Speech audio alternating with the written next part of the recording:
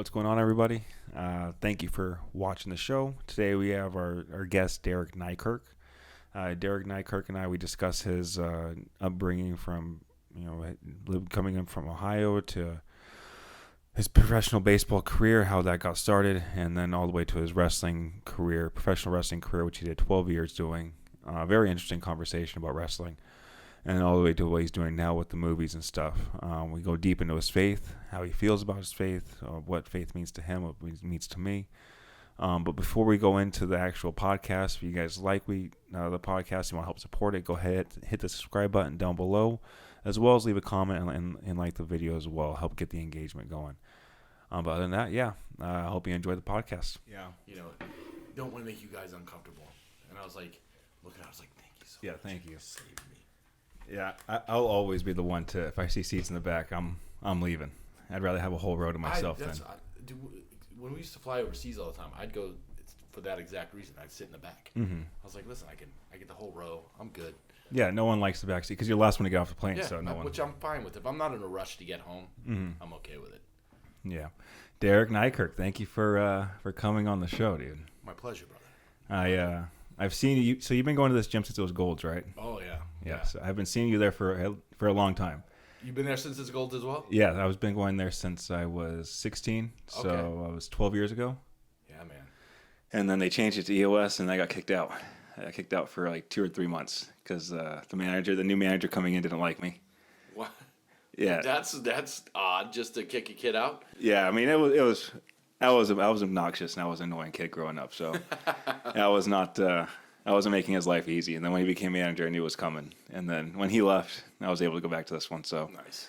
59th was my gym of choice for a while, but On Thunderbird there? no, 51st. Sorry, 51st and Olive. 51st and Olive. Okay, I don't think I've been to that one. Yeah, he don't want to. That one's bad? Yeah, I've been working out at the new one over by my house at 99th in Deer Valley. That one is the best EOS in the state. Is it? Yeah. I highly suggest trying it out one day. When you're over there, if you want to take the drive, that's the spot. So that's the area you stay up at? Well, I live over by there now, so Okay. it's like it's easier for me to, and it's empty all the time. Like I can't say all the time. I hit 2 times a day, so it's like it's either early in the morning and there's nobody there, or like mid to late afternoon, before 5 o'clock. It's still relatively, and it's huge. It's a big. They got an outside area. They got a middle section that's kind of locked off. It's got all the guns, the compression pants, massage tables, because they have people that stretch you now. And then they have a cryo room, which I was duped. They made me believe it was a cryo chamber, so I was like, yes. No, it's a table you lay on that freezes you. I was like, that's not quite the same. But, it serves its purpose. Yeah, it gets the job done. If I need it, yeah. Yeah, if you need the recovery. You're the first person I've had on that has their own Wikipedia page. Hey, I'll take that as a good start then. Yeah, did you make that? Or I didn't. That's so nice. I have no. What's funny is that Wikipedia page, they got dropped a little bit. The Wikipedia page has my middle name wrong. Oh, does it? Yeah, it's like there's some things on there that need to be changed, and I was like, I mean, it is what it is. Whoever made this, cool. But Well, that's cool. You have a fan out there. Someone Somebody did some did. research into your life and or stalked me a little. stalked you a little bit. I did have that once when I was playing ball. That was a little odd. When the majors? I got hurt before I got to the big leagues, but I was a prospect in the minor leagues, and my last year before transitioning into wrestling, of all things, I had this lady found out where I lived, and she was like a regular at the ballpark, and she'd always be like back by the clubhouse where everybody's waiting for autographs and stuff, and she'd talk to you like they were your friends, you know what I mean? And we were all nice. Yeah, she ended up showing up at my house a couple times, and it got a little awkward. And she was a little not right in the head. And I was like, okay, we need to fix these things. How'd they find my house? Yeah. Luckily, I had no other crazy experiences worse than that one, but That's good. it was lucky. So you played professional baseball, you're a professional wrestler, and now you are acting, correct? Acting, producing, directing. This last one kind of transitioned to all of them, because I started out. Yeah, well, I'll backtrack. When I got into wrestling is because I'd been hurt playing ball, and I was like, okay, this is probably it. And I'd been a fan since I was a kid, and I was like, how do how do I do this? And I was watching Shotgun Saturday Night one time at like midnight. It was a Saturday show they had years ago. It was funny because it was a brief period of time where WWE were doing it like bars. It was like legit shot in bars. Like, it was wild.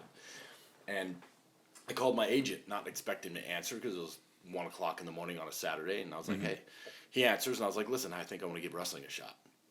I hadn't officially stopped playing baseball yet. This was the off season. And I was like, this is where I think I'm, going. And he goes, okay, we'll call him next week. Calls Stanford, gets me a workout. I fly out, work out for 2 weeks in Stamford, Connecticut at their towers there. And it was funny because the group of guys because the way they used to do it, it's so different now. But they used to fly you there, and 2 weeks out of the month, all the new guys that they're trying to bring up and stuff, they work out for 2 weeks, then they go do their territories, which were their developmentals back in the day, which was somewhere in Tennessee and Louisville, Kentucky. And so 2 weeks out of the month, they'd go there, and then, I got brought to this thing. Never wrestled in my life. Second day in the ring, I had my first match. And having the first match was, I'm watching everybody else talk their stuff over. I'm going, okay, what they're talking about. I'd taken a bump for the first time the day before. It was Dennis Knight, who was Midian, and I was like, listen, what do you want to do? He goes, oh, we'll call it in the ring. Well, I didn't know that was a thing. You know what I mean? I was just a fan at that point. I go, okay, I guess we're calling the ring. And jumped in the ring, had a match. He didn't know I'd never wrestled before until right towards the end because he was trying to suplex me. I kept blocking it because I was like, I have no idea what to do here. Mm-hmm. And the trainer stopped. He goes, hey, it's his first match, so don't suplex him. He's never taken that. He goes, what? Hits me with the DDT. We finish the match and we roll out of the ring. He's like, you've never wrestled before? I was like, dude, I was on a baseball field 3 months ago. This is yesterday was my first time in a ring, learning how to run the ropes, to take a ball. Wow. And he goes, I think you might be a natural here. And that's how I got into wrestling. And then fast forward a bunch of years, did my first movie in 2009. It was Middlemen. And I fell in love with the process because I love the performance part of wrestling. Mm-hmm. You know what I mean? That was a live crowd. I mean, there's nothing better than that. But it's like I was engaged in us putting things behind the scenes, putting it together behind the scenes. And I did my first movie and got to see all that kind of pieced together. And I was like, okay, I really like this. So I started transitioning into that. And then probably 2015, I was like, you know what? I was playing the same type of roles. I'm bad guy always, which bad guy's fun. I was like, I want to show I can kind of stretch my abilities here. So I was like, I'm going to write something that I'd want to see, which turned into a whole lot more than just me wanting to write a movie, because I was just going to write a synopsis and pass it off to a friend and say, hey, finish it. I had no desire to write a movie.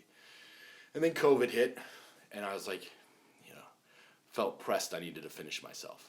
Mm-hmm. And finished the movie, ended up hooking up with who's one of my partners, is a guy from Disney. Was with Disney for 20 years. And his sister, who's worked in Christian broadcasts for a long, long time. And doing all kinds of different things. She does everything. Missy does everything, so it's like hard to put a name on her besides calling her producer because she does everything. But then started meeting other people that they just kept falling in my lap. It was like I'd meet financiers, like the guys I was working with before were the people who financed Riddick and a few of those type of movies. And those are huge budget movies. Mm-hmm. I was like, mine's not quite that much, but here's where I'm at. So I'm asking for a piece of what you did there. Then it's funny because I ran into somebody, we were discussing some scenes on Sunday, and ran into some new people that work in the industry, and he's friends, I'm sorry, get a little closer. He gets, works with the guy that does all Tom Cruise's financing. So he's talking about a guy that, I was like, well, Mission Impossible is currently at $500 million, right? He goes, no. He goes, to break even, they're at $800 million for this next one. Wow. And I was like, listen, brother, I don't need $25 million, dude. Get me there. Because right now we're kind of just started to talks with Angel Studios to do distribution and probably finance. But shoot, if I can get Tom Cruise's guy, that'd be even better. But yeah. So you started writing it. So you're thinking about just writing a synopsis. What's the writing process like? And then what made you end up just saying, screw it, I'm just going to write it myself? Honestly, it was when COVID hit, I was one of the guys I'm not taking the shot. I've taken every other booster because I traveled the world for wrestling. I didn't believe this was that, and I'm not doing it. It shut down this is right when I was getting Marvel auditions and stuff. Wow. So it was like my career's on the upward take, and I was like, okay, I'm not getting that shot. I refuse. And thank God I did. But it was one of those things. It was just like I felt it. It's the only way it happened. I can't say it's like not to be religious, but I felt like God was pressing me to tell a story, and that I did not want to write it. I sat down, forced myself 3 nights a week to sit down and start writing, and then I just started getting idea after again, I had no concept. I've seen a million scripts, so that's what I'm thinking. Write it like a script. So I'm writing shot lists, what the camera should be, how it should be as I'm writing this story. And then the ideas just kept falling into place. And by the end of it, it was more than I expected. It came easier than it should have. And now I got 5 other synopsises on the back end of this one that is just me and my buddy from Disney, his name's Joey Thomas. Fantastic, super creative guy. And I was like, listen, I got this idea, because he's actually helped walk through some of the script with me. He's like, okay, he puts it in script form, I write it in long form with everything, and then he puts it in script form for me. He's like, okay, is this dialogue correct? Like that, you know what I mean? Because I'm seeing it as shot list, and still to this day we come up with stuff. Like I'll hear a song or something that I know goes in a certain spot and be like, I'll send it to him. I was like, this is going to go here. And we started blocking shots to make sure things look the way we want. It ends up being, better than expected. So now it's just get it, finish the funding and get it shot, because it's the thing we want to do, because we're using A-list people, which that's sometimes going to be the hard part too, right? It's you got to go with their schedules, because I always say, I just said it on Sunday, I was like, we're always 12 weeks out from shooting, because I figured 12 weeks is what I need to get in shape for it, and that's full bore, right? Not just my dieting, but everything I have to do in the lab and whatnot. So it's like we're always 12 weeks out, but what do these schedules look like? Because I'm using John Bernthal as the antagonist, right? So it's like, I know he's just finishing Punisher. Is he jumping right into another movie? Is he going to, it's plus Carrie Underwood we're going to use to play the wife if we can get her locked. She's the one as my question mark. But the positive, we just had a good friend of mine deals with a bunch of writers in Nashville, and he's friends with guys that have already written for they won a bunch of Grammys and whatnot, and they're willing to write music for the movie, which is a nice surprise. That happened about a week ago. So it's like, again, certain things get thrown at me. I was like, I don't even know how this is happening. So I thank God for it, because that's the only way it could be happening. Isn't it crazy how God works though? Like you didn't want to write it at all. Like you don't the things you don't want to do, and God's like, hey, you have to do it, and then He forces you to do it. If we walk the path that He puts us on, God, our lives would be so much better. I'll be the first to say, I've prayed my way into every dream I've had, and I've ruined every single time because I said I got it from here. You know what I mean? I took over, and if I'd have just listened and followed, the path He'd set me on, versus, hey, you can do it, but I got it from here. Again, I've watched it fall apart 3 different times for me, and now this is the only time I've taken my hands off and watching things fall into place that don't make sense. You know what I mean? And it's amazing. I don't think most people look at that. They kind of want to, base religion and church off of exactly that and check the box that they do it or don't. And it's like to me, it's always been in the relationship. It's never been a religion. It's not about fun. The rules are set there for for us to see, but to me, it's always been just to prove that I can't follow them. You know what I mean? And that's that's why He sent Jesus for us. So I live and die by that every day. Yeah. The Bible. I just barely start. I'm almost through it the first time. So it's honestly like a guidebook for life. Even if you don't want to be like a quote unquote religious person, just reading and taking the stories as like a philosophical meaning. Like what does this mean? Yeah, you can learn a lot from both Old and New Testament. So much. Hey guys, one quick shout out to a company that I found, a hydration drink, amazing hydration drink. Not a sponsor. I just think it's an amazing product, and I feel like everyone should know about it. It's called SkyMD. It's a hydration drink. It's the best product I've ever had. I've tried a lot of products out there, a lot of products on the market. Don't want to name them because they're not nearly as good as what I have right here. It is the only doctor-approved instant hydration drink on the market. The one I have, it's Greens Plus Hydration. I love it. I get my daily greens in. I don't have to worry about it. I don't have to take any other supplements to help with my hydration as well. I just take one of these in the morning before I work out, and I feel it instantly. I feel the brain fog in the morning goes away. Any dizziness I feel, anything that has to go with lack of hydration, it goes away immediately. I recommend this to everyone, anyone who takes their fitness seriously, anyone who takes really their health seriously. I highly recommend it. If it's something you're interested in, I have a link down below. Go ahead and click that link. It saves you 15%.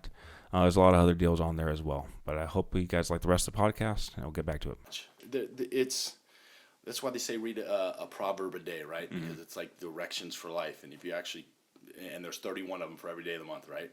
Kind of like when they say it says do not fear in the Bible 365 times. So it's one for every day, you know. And there's so many things in there if we follow just as just human nature. It's like we miss it so many times because we're selfish. Let's be honest. We're so self-seeking sometimes that it throws us off the good things, the good directions that might do. And it's, that's going to happen. It's the world we live in. But yeah, it's something that I need every day. That I don't take for granted. That's how I start my day. If I start my day with God, I'm good. If I try to rush things and don't, my day ends up being chaos. I was like, weird how that works. You know what I mean? That's always been the biggest amazement for me, especially since I always was raised Christian, but it was like I grew up in a hellfire and brimstone church, right? So it's like I was scared to death of God, and I didn't know that I'd ever be good enough. Well, it never had nothing to do with me, and I didn't find that out till later in life. And now it's a lot easier walk, and it's something that I need every day. You know what I mean? It's funny because some of the back to movie stuff, real quick. Some of the greatest stories ever told are some of those books in the Bible. Well, me and Joey have a couple synopsises set to where he calls it Otis, Old Testament in space, because what we plan on doing is shooting like the book of Esther or Ruth, or I think Esther's the one we have slated. Shoot it like Dune, out in the future. You rename stars and things, but you tell the exact story. And then after the fact, you're like, hey, by the way, this was the book of Esther. You just saw shot differently. Because I think Angel Studios, when they still had The Chosen, they did such a good job with that show. That showing the visual and showing Jesus in a manner that I don't think anybody else has really painted him. You know what I mean? It shows the human side of it, right? And it's like, okay, he's kind of got a sense of humor, and there's things. It's like it makes it more real. It makes the scripture, once you see it more real, you're like, oh. Even though they kind of tied me being super hypercritical of things, I know when they tied a few things in the same like episode, I was like, those are three different verses that shouldn't be together, but you know what? They did such a good job of shooting. I'm not going to hold it against them. Yeah. But they've done a great job. My friend, he told me about that. We do a Bible study every Thursday. So he was telling me to watch The Chosen. He told me last week, and I haven't watched it. You're the second person to tell me. So you haven't watched it at all yet? No, I haven't watched it yet. It's on Amazon, isn't it? Yeah, well, that, or you can download the Chosen app and just watch it there. Oh, nice. Like I downloaded it on my TV so I can watch through all of it. And man, I've been through all 4 seasons so far, and you'll see when you get it. It's like there's scenes that just the emotion that comes. They did such a good job, and the guy that plays Jesus in it, who I plan on using in the movie, by the way, he does such a great job that it's like he captivates you. And I was like, my God, this was almost in a different way. Good, if not better, as how Jim Caviezel when he did Passion of the Christ. It's like he's so good at telling that story and being in the moment that it's like draws you in. I'll rewatch it. You know what I mean? It's like I've watched season 3 probably twice because I was like, man, it's just that good. It's good, yeah. When did it all change for you? Because you said you were scared of like God never knowing you're worthy. When did it all? Officially, I had my biggest God moment in 1996 after my first pro ball season. Uh, Again, always believed, just never felt, I could be what I needed to be. And I was sitting in church. It was the small church that me and my grandma went to. And this man behind me started speaking to me of things that nobody else would know. There's no way anybody else could know. So it was God talking through him, right? Mm-hmm. Which sat me straight up in my seat. And I was like, well, so much so that night I went and got baptized in a swimming pool after service. Wow. And I was like, okay. And I tried my best because back then I thought it was about following rules, right? I was like, mm-hmm. Okay, it's okay to fail every day. I didn't know that then. So it's like I just wasn't, and there was too much distraction. Again, I was playing pro ball. I was being, I wouldn't say douchey, but I wasn't being the best human being all the time. You know what I mean? And I was like, okay. Then I jumped into wrestling, which you're never home. I remember I'd still watch sermons and stuff on Sundays through my iPad or something because I was gone. I was wrestling every Sunday. And 2010 came, and I started going back to Dream City, which is the church I go to now. And it was like he was speaking to me every time I sat down.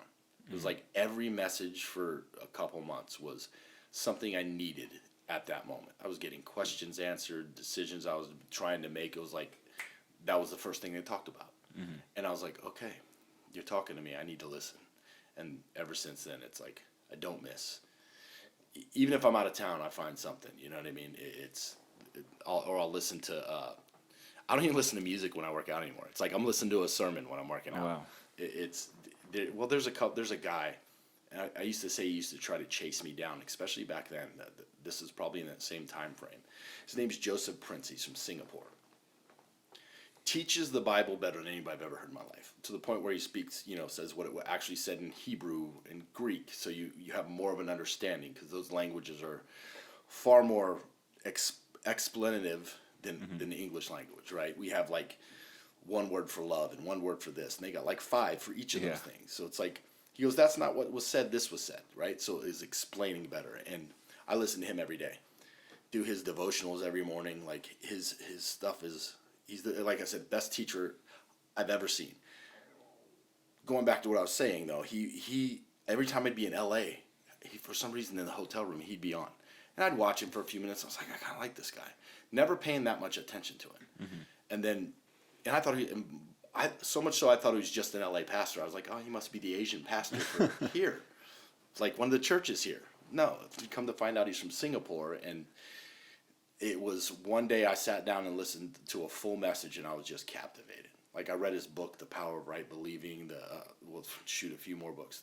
I've read several of his books, and they're life changing because they explain things so well, and it makes life easier to walk and easier to see how God sees us versus what we think God sees us. You know what I mean? Which it can only be life changing at that point. You know what I mean? Because we all can check our egos at the door and be like, okay, I'm grateful for this and I needed it. And yeah, he's probably my go-to. But yeah, 2010 is probably where it really officially, where it's like, okay, you're not going to change my, not that you would change my mind before. I was a little more of the, don't talk bad about God, I'll punch you in the face guy versus, I'll give you a little bit of grace now and be like, okay, let me try to speak better to you when you're trying to be disagreeable, you know. Speak to that little piece of God that's inside of them, right? Yeah. It's funny you said that. Somebody said something recently. They were speaking to an atheist, and it ended up by the end of the conversation changed the atheist mind. And the guy kept bashing the Christian gentleman, saying, he goes, okay, I understand you're an atheist. I get it. You don't believe in, moral is relative, da-da-da-da-da. He goes, but don't you miss him? And it froze the guy. And he goes, what do you mean, don't I miss him? He goes, there's a hole. Something's missing that you're always trying to fill it with, right? Whether it's buying the next thing or trying to go on more trips, or I got a drink to hide this, but that hole. He goes, don't you miss him? He goes, because the only thing that fills that hole is God. It's true. It's been the biggest thing in my life, the big God-sized hole that's in all of us. I know even I was a believer, but it's like I'd still try to fulfill this big gaping hole that was there by, oh, I got to go buy this, or I got to achieve higher. You know what I mean? Mine was always an achieve thing. I needed to. It's probably because I was raised by a single parent. It's like I wanted to do more. My biggest, all my achievements were for I wanted to make sure my mom was taken care of, and yeah, even when that was being fulfilled or those things were being fulfilled, it still wasn't enough, and it was like, oh. And then the only thing that filled it was, like I said, it's a God-sized hole. It's only one thing that can fill it, And I think sometimes it's like that might be the answer to someone's question. It's like, don't you miss him? And you're like, ugh, I get it. I get that because, yeah, I did, even though I thought I was not worthy of it. A good buddy of mine who works out with me a bunch is our worship leader at our church. He's been around the world. He's actually the one that has gotten the writers from Nashville that want to throw some stuff to the movie. And he's won a couple of I think they got a Grammy-winning song that he helped write forever ago too. But he was what did he say to me recently? He goes, it was one of those things where if you understood, let's say you were sitting on a bench. I'll give you an analogy because I think I can tell it better this way. If you were sitting on the bench and Jesus was sitting next to you, and he was so much more excited to see you than you were to see him. He goes, could you understand that concept? And one of my favorite Bible verses when he's talking about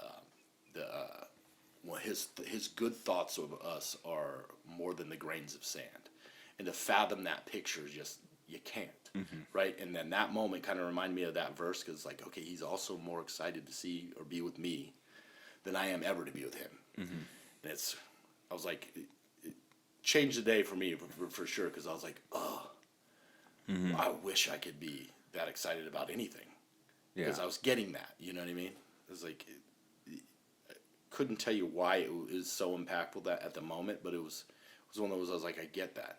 I wish I could be more of that, but we're here. So the guy's name is Joseph, right? Joseph Prince. Joseph Prince. So based off like what you've learned from him, what do you think God views us as, or how do you think God views us? The apple of his eye. What does that mean? His favorite creation. We are. Imagine. I have stepkids, so I don't have any kids of my own. But my youngest daughter, I look at her, and there's nothing on this God's green earth that I wouldn't do for her. And I think he looks at us as that every single time he sees us. Good. He don't see the bad if we're chasing him and trying the bad we've done. He's already forgotten.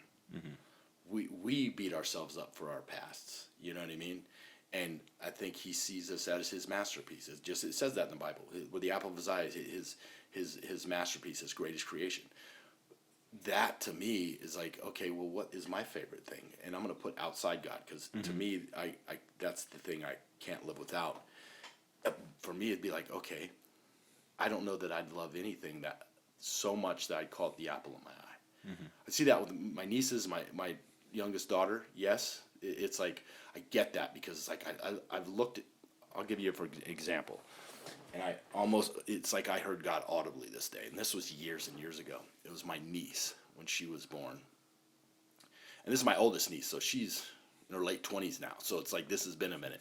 I remember holding her and looking at her and thinking, I would give her the world without question.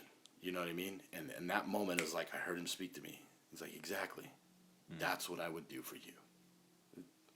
He did that for us. We don't never put it in that perspective. And I know how I felt at the moment about that towards her, and it broke me a little bit because I was like, ugh, because that was still the time where I was like, I can't be good enough. I'll never be good enough. And yeah, that changed me then. Again, it was one of my roller coasters, which is life, but it was my up moment, and I was like, I'll never forget that moment as long as I live. And like I said, it was 20-something years ago, and it was amazing. I wish I could see anything as what I feel like he sees me as. I wish I definitely could see myself that way. Oh yeah, I don't. Yeah. I mean, none of us really do, right? We look at ourselves. We're always critiquing everything we do. I kind of view the same light as like God looks at us kind of as his children, right? And the prodigal son, the story of the prodigal son is probably the best depiction of that whole story. The son asks for everything, gets his whole inheritance, blows it all away, becomes homeless, and shameful to come home. But the dad's prepared, ready for him. Runs to him. Yeah. And what's funny is this is what I'll steal one of Joseph's things. He's like, in that culture, to even say that, it's not proper to run. It's not. That is almost a disgrace for the father to run after a kid in those times. So imagine it being that much more relevant to them than with us seeing it, because like, okay, it's no big deal he ran, but to them in that culture, that was It's a big deal. don't do that, right? It's kind of like, don't go.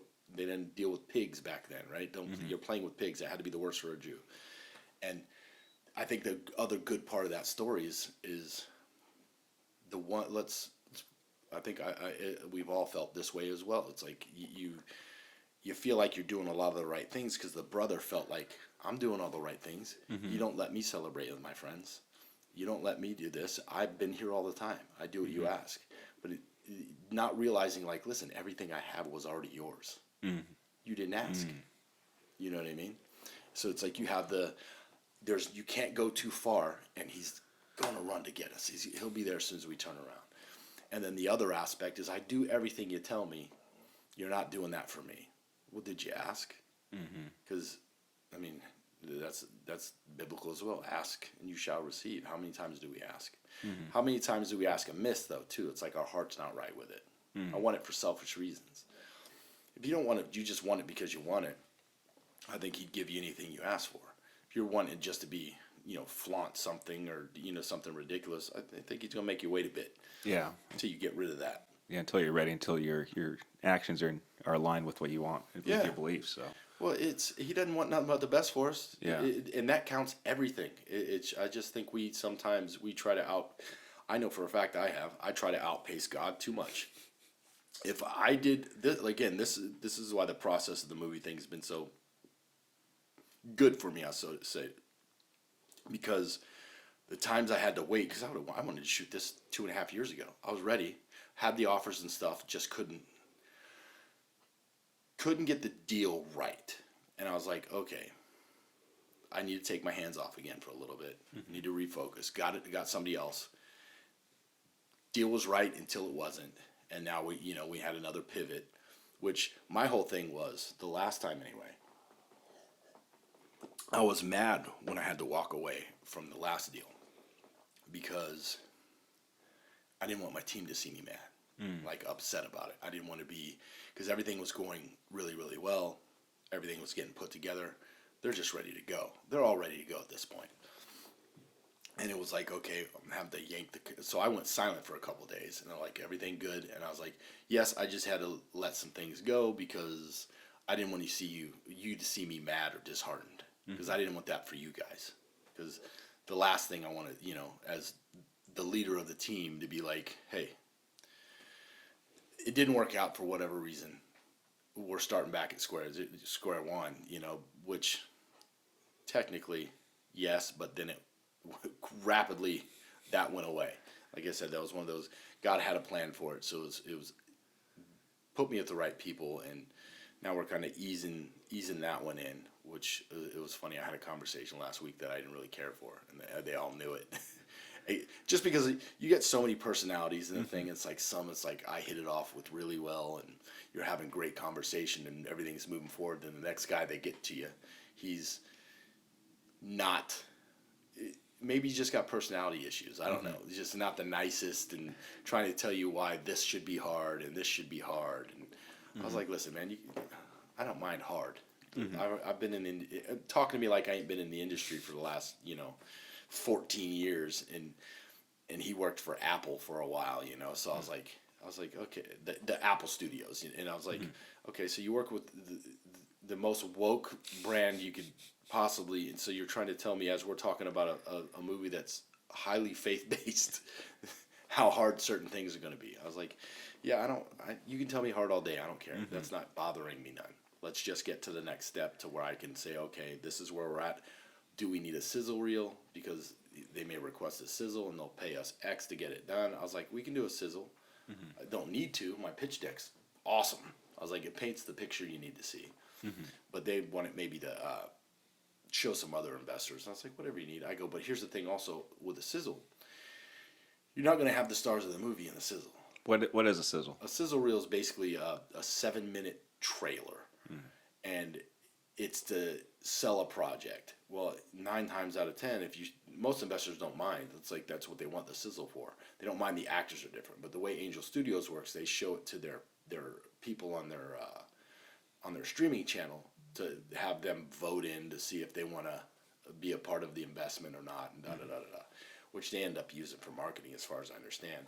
But I was like, and then their problem is they've had, as far as I was to be understood, that if it's not the same people in the sizzle that ends up being in the feature, they complain about, well, this is not what was showed.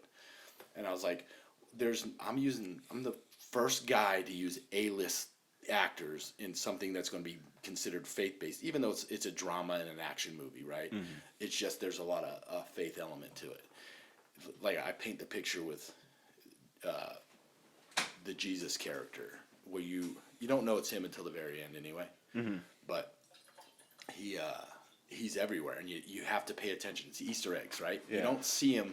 It's like high stress areas. He'll be in the background somewhere if you're looking for him. It's like the whole point of the way I put that character together is in some of the hardest times of life where we're like, where was God in those moments?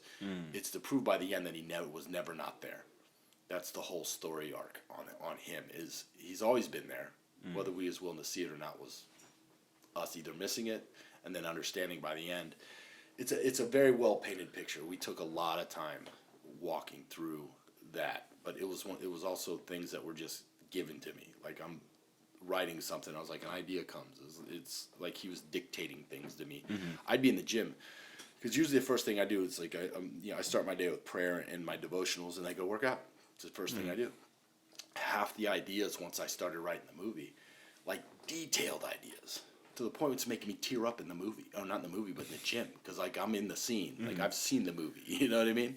And I'd be having to stop and take notes in the gym because it's just coming. Like it was wild how someone would show up, and I was like, okay, this wasn't me. I can't take credit for even writing this movie at this point because I'm not doing it. You know what I mean? But that's how it went. So how it's continuous it goes, because I just actually we updated a scene this past week with because like the daughter that plays in the movie, she does ballet, so we updated a song and a scene that kind of ties another scene in better, because there was something missing from a scene that transitioned, and this scene popped up, and I was like, okay, what's y'all's thoughts on this? Because if we put it here and it just fit perfect, I was like, okay, see, another God thing. He just puts it where he wants it. Yeah.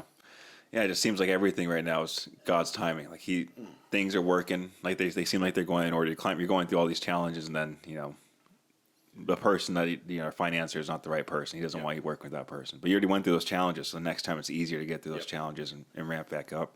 Yeah. And right now it's just kind of God's kind of giving you the pieces, put the puzzle together. Put the puzzle together, and well, he just keeps it, like I said, adding. I would have never asked. Like I was going to pay for music, right? There's certain songs I want in there that kind of captivate a couple scenes. It's like I know I'm gonna have to pay for, which are my.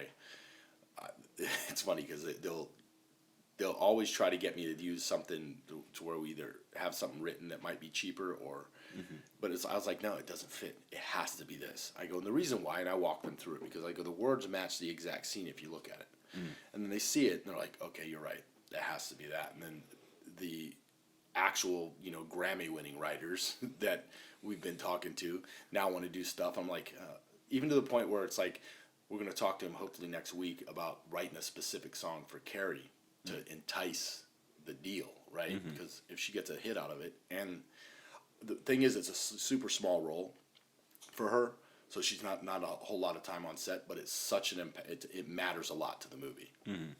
So that one's it was what's weird also. It's like I don't know why she was like fourth pick. And for whatever reason, I couldn't let her go. I was like, I don't know why I can't let this go, but I can't not see it, but her being this part. And I, gave my reasons, and they're like, yeah. Well, they go, if you can't let it go, there's something to it. Because everybody else, I was like, here's my first choice, here's my second choice, here's my third choice. And then all of a sudden, like 6 weeks later, I go, dude, I can't. I go, what do y'all think of this? And they're like, that's interesting. I was like, I can't let it go. I go, I feel like it has to be this. And then now they're all on board and like, no, you're right. We feel like she's the one. So Well, that one's going to be my next uphill battle is locking her, especially now that she took the American Idol deal. Oh yeah, So it's gonna be difficult, see. but just God, if God wants it, it'll happen. Without question. So what have you learned about the music or not movie industry so far? Like since you've been in, I mean, kind of just really starting into it in the last few years. My goodness, it's the shenanigans, like the politics that go on with everything else, right? It's always all who you know, which I saw that in wrestling. You know what I mean? That was you politicked yourself into positions and which I couldn't stand because I'm not that type of guy. I'm like, I'll give you an idea, but I'm not going to go stab my friend in the back to make sure it happens. And they almost prefer you do that. Hollywood was just they're almost the opposite. It's almost like they want to see what they can get you to do. It's like if you get an opportunity, there's certain things once you're getting your shining your star a little bit, they want you to follow their program. You can't do certain things. You can't say certain things. You have to follow what they follow. It's like, it's very, honestly, it's pretty dark because I think that's what just ran that industry in the ground because it's like they're so one way and it's okay that they're that way and to tell you how to live your life and they're not going to be nothing but, there's so many degenerates in that world, sadly. But I'm hoping to, like I said to a couple of my buddies recently, I was like, listen, I want to flip that world on its head. There's a reason Mark Wahlberg, Robert Downey, Mel Gibson, Denzel have all starting a studio out in Nevada. Yeah. And separating themselves. Mark won't do any more woke movies. He goes, I'm not doing anything with an agenda anymore. Same with Mel. Denzel said the same thing. He goes, I'd like to put my faith a little bit forward versus how much I have in the past. And they're dropping out of SAG-AFTRA like they don't want to do because of their beliefs are different. It's like they just want to push certain agendas down everybody's throat, and if you don't jump along with them, you're the problem. So that's always been there, and I've seen that since I started. And I was like, well, I'm not going to play that game. I never played that game. I was like, listen, I am the friendliest person ever, but I go, you're not going to try to shove whatever you believe down my throat and tell me I have to believe too, because I won't. And I stand my ground on it. When I didn't get the shot, that was part of it. Because my agent's like, well, you can get a fake card. Everybody else is. Yeah. I was like, I can't. If I'm going to stand on something, I have to stand all the way and have to do it right. Because if I'm faking it, it is what it is. But I can't. I'll feel it. I'll know it. Yeah. So it's like, okay, I chose not to. It cost me every gig for 4 years now. Wow. Like I've done like 3 things. And it's all because of directors I've worked with in the past, right? Because of that reason, they wouldn't, and they're still, a lot of them still hold on to that. They just are like, oh, well, he wouldn't get the thing, so we're not going to bring him in. Wow. And I was like, okay, well, I'm going to keep fighting and do it myself. I'm trying to get it to where, because I know the tax incentives and stuff are great out here. I'm trying to get it to where I got a bunch of business buddies trying to work on. I want a studio out here because there's no reason we shouldn't be making a bunch of movies out here. Yeah, there's so much land out here. I mean, we have so many warehouses being thrown up everywhere. So. Well, you got I think it's Warner Brothers that's backing Desert Studios that's being built out in Goodyear, and it's 4 60,000 square foot sound stages. Wow. Those are bigger than everywhere. Like a 60,000 square foot soundstage is huge. Which, if it is Warner Brothers, that just tells me, okay, instead of Atlanta, you'll be shooting all the DC stuff out here. So Superman, Wonder Woman, things like that will end up being out here, which would be great for our economy. As long as they don't bring the Hollywood nonsense, I think we'd be good. Well, it's my buddy that left Disney. He left because.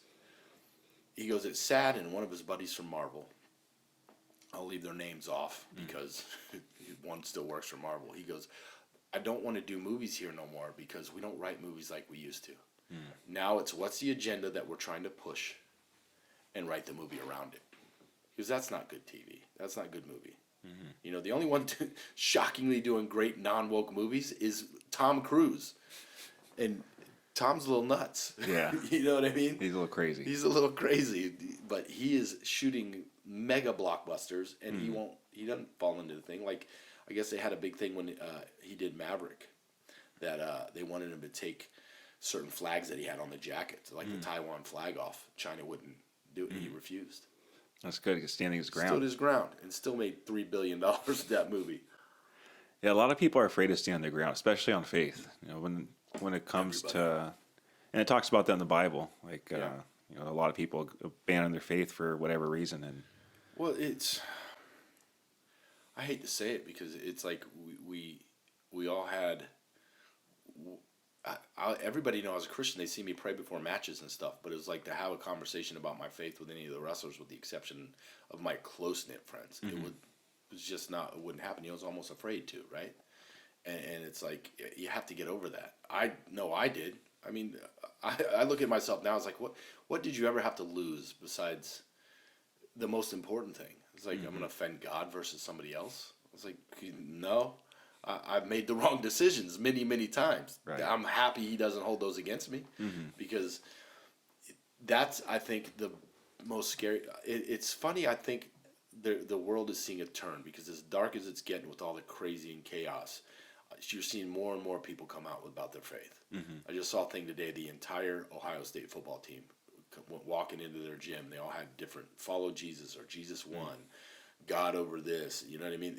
And then they had a thing after their practice with a bunch of the fans, the guys going up on stage reading Bible verses, and I was like, this is what the world needs right now, not the other nonsense where, you know, you're backing terrorist groups and trying to burn down cities to tell us why you do it.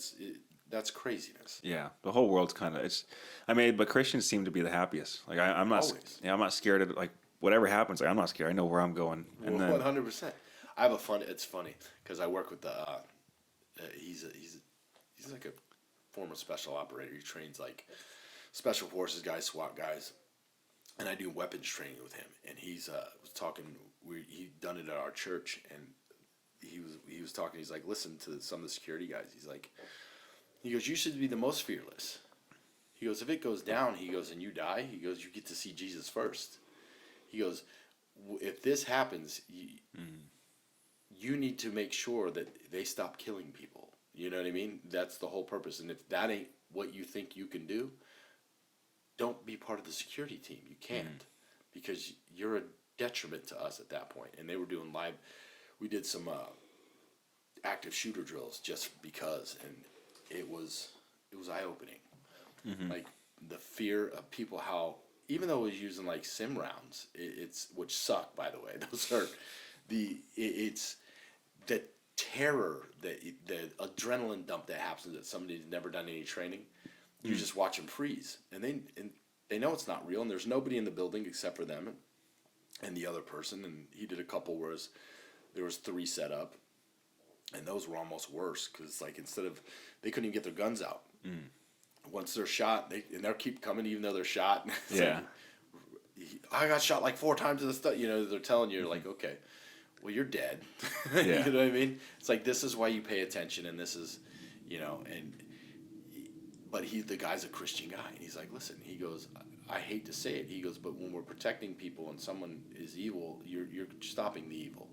You need to not look at it as, okay, I want to be part of this team because we go to the range and shoot every so often. He goes, you have a job to do, and he goes, and if you have to die to protect the flock, as he calls it, he goes, then you do. He goes, you shouldn't be afraid of that. And it's funny you mentioned persecution of Christians or being the happiest. They've done studies, and they can't understand why civilizations that have implemented Christianity are usually the happiest and the most successful. And then you look overseas and stuff, and nobody talks about this ever, but right now they kill more Christians overseas than anything else. There's Christians being beheaded. There's all kinds of things happening that are awful to Christians, especially in the Middle East, because it's illegal to even be a Christian there. The Bible and wearing a cross around my neck is illegal in more countries than you can even count. And you're like, what? It's wild that that's the case, but it's reassuring at the same time because it is many for 2,000 years, probably more than that now, counting the Old Testament, but 2,000 years since the New Testament, they've been trying to destroy Christianity constantly, and it ain't gone nowhere. So that should tell you it's God in itself right there. I think, what was it, Voltaire, what was he considered? He was a writer, but he said he's going to, what did he say before he passed away? It was, Christianity will be dead and forgotten 100 years from now. They print Bibles still to this day out of his house. That was his home in wherever he's from in Europe. It is now a Bible print place. Wow. So it's ironic. It's like, really? You buried Christianity. It says it's not going to be anything. They print them out of your house, brother. Yeah. I love that story. Yeah, I love the irony. Yeah, a lot to unpack. We could go a lot of different ways. So let's go to go wherever you want, brother. I get on a tangent when I'm talking about God, but oh, no worries. I kind of want to go to the beginning. Like, where did it all start? Like, you started. Where did you grow up at? Where are you from? I'm from Ohio originally. Nice. Dayton, Ohio. I was born, and grew up there till about 8th grade when we moved out here. But for me, it all started. I was 4 years old, and I seen my first baseball game, and I fell in love with it. And my grandfather and his brothers, they had two great uncles, I guess you would say, that played pro ball. One for the Brooklyn Dodgers, and I think the St. Louis Browns way back when.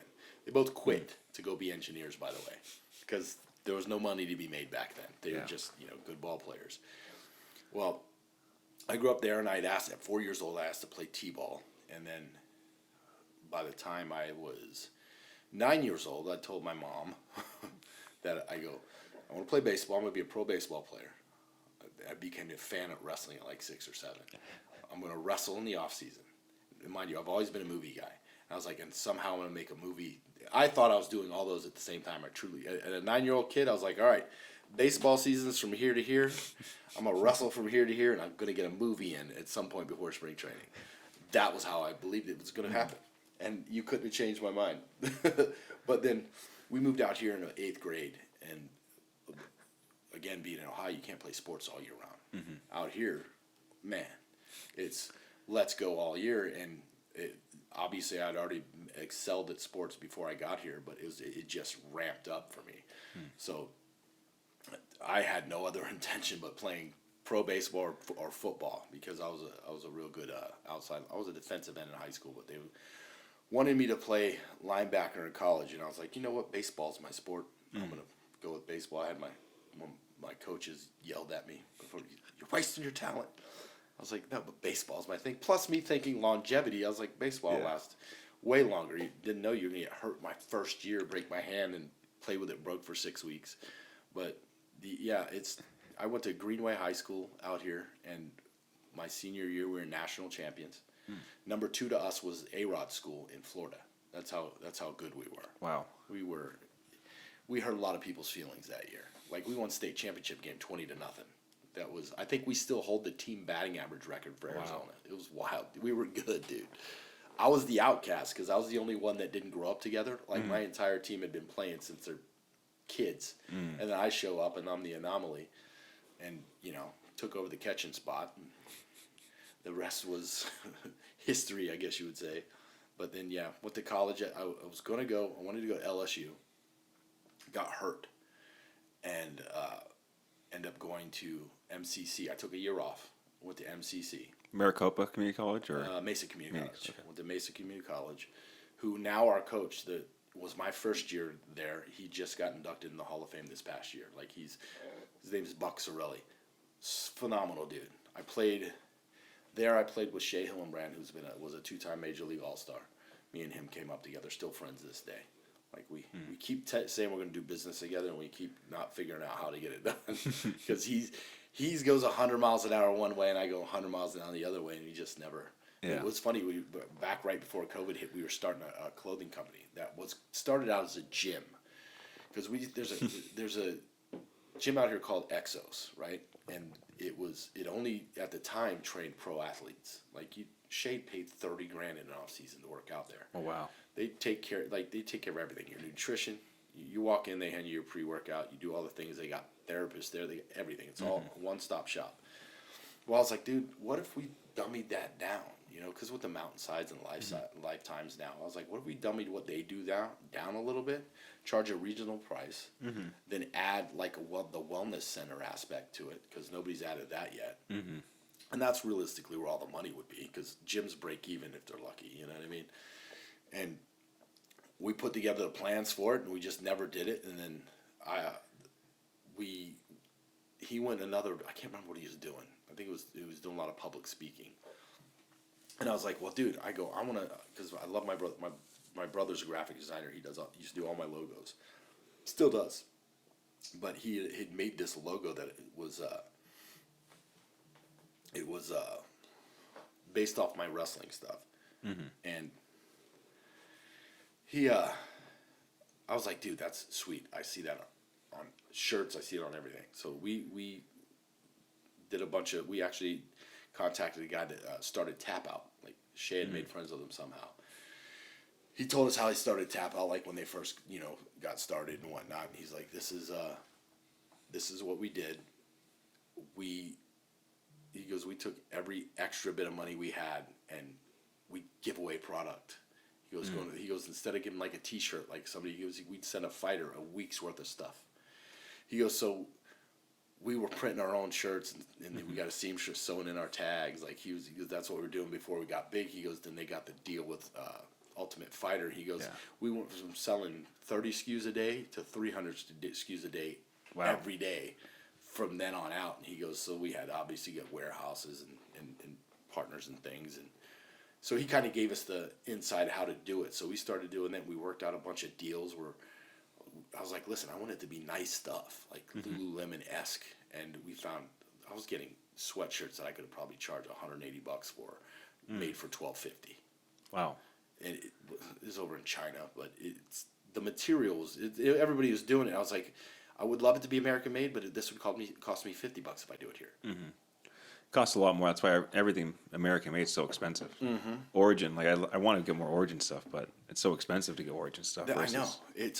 I would love, because that's one thing I'm going to try to utilize the movie for. We're going to relaunch the clothing brand. I'm going to have a bunch of stuff made specifically for that. But I was like, dude, if we could get it made here, I'd love, because I'm super patriotic. I love it, but God, man, everything's made over there.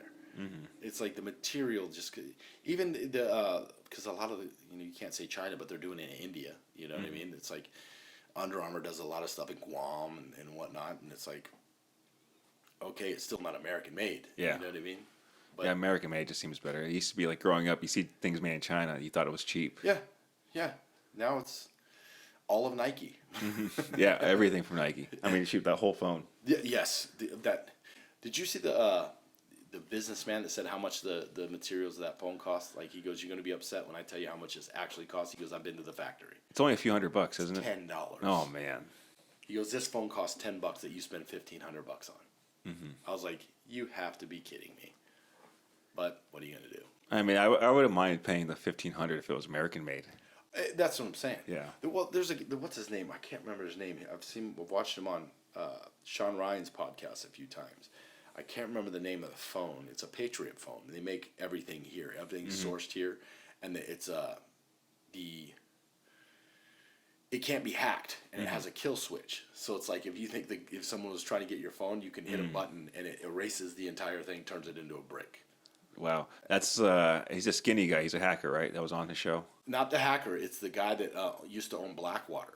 Oh yeah, I know which guy that is. I forgot his name. He was on the Patrick Bet David show as well. Yeah. So, yeah, I mean, I would get that phone, but still, you don't get the blue messages. I know, dude.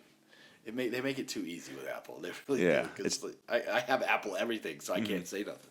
Yeah, it's a cult. Definitely, I realize I'm in a cult with Apple. Ugh. I can't leave. I try leaving. You know what's funny? I've almost gone back to get the new Razor a couple times, because I used to have that way back in the day. I was like, dude, I love my Razor. But it's because it connects to my computer and all that nonsense. That's the only reason I keep it. Yeah, I airdrop all these videos to my laptop. And it's so easy. I don't have to email, don't have to download it. Yeah, I was going to say, it's instantaneous. They make it too easy. Yeah, I mean, they kind of have a little monopoly. I mean, Samsung has a little bit of but they don't have to. My brother loves Samsung because again, he's a graphic designer. There's things that he can do as a graphic designer that's way more efficient on the Samsung than his Apple. And he's like, yeah, he goes, I use my Apple for work stuff. He goes, but as far as design stuff, he goes, it's always my Samsung. I was like, that's interesting. Yeah, it has way more capabilities. iPhones honestly aren't the best at No, all. they're just the keep it simple, stupid method. Yeah, It's easy so easy. Everything's boxed perfectly for Yep. you. Nice, square, Yes. easy, cartoonish boxes. Yep. Make life so much easier. So you went to MCC, and then did you go play university too, or? Nope, I went straight to pro ball. I got drafted by the Tigers from MCC, which How long did you play there? MCC two seasons. I got drafted my second season there. I was originally supposed to get drafted by the Angels. I went to camp with the Angels like before the draft, like to the point where like had my locker set up and everything. So the draft come back. Detroit beat them to the punch, and I went to Lakeland, Florida, which it was weird because it's like I went from a team that showed how much they cared about their players, like they really took care of the players, and I felt that not even being on the team, you know what I mean? And then I go to Detroit, and it was like the opposite. They didn't care. They didn't take care of us. When I got hurt and got moved up the next day, like I broke my hand. They knew. I told him it was broke. Our trainer called me a hypochondriac because you probably sprained your wrist, even though my bone was sticking out of the back of my hand. I was like, dude, I go, this keeps popping out, which it still does. Like it still floats in there. So I get moved up to the California League and finish the season. Killed my batting average, but it's like I was the defensive prospect. So they're like, oh, we're worried about you behind the plate. I was like, dude, I was batting 340 when I got here. I go, now that I'm hitting one-handed, it's dumping, you know? I finished, it was like 6 weeks I played the last end of the season. And so much so is like, this is how much I didn't feel they cared about their players. If my agent hadn't sent me bats, the team would have ran out the last game. They're like, don't break no bats today. We got one left. Wow. And I was like, how are you a major league team that doesn't take care of your players? I got shipped out there, and mind you, when I was in spring training, or extended spring, because it's the draft, all the draft guys, brand new gear, brand new everything, all my stuff. Well, I'm going to take that with me, and they're going to leave the gear. They'll have different gear for you up there. I was like, okay, maybe it's a different color. Get up there, they go, did you bring your catcher's gear? I go, nope, they said you'd have some. He goes, great. My shin guards were broken.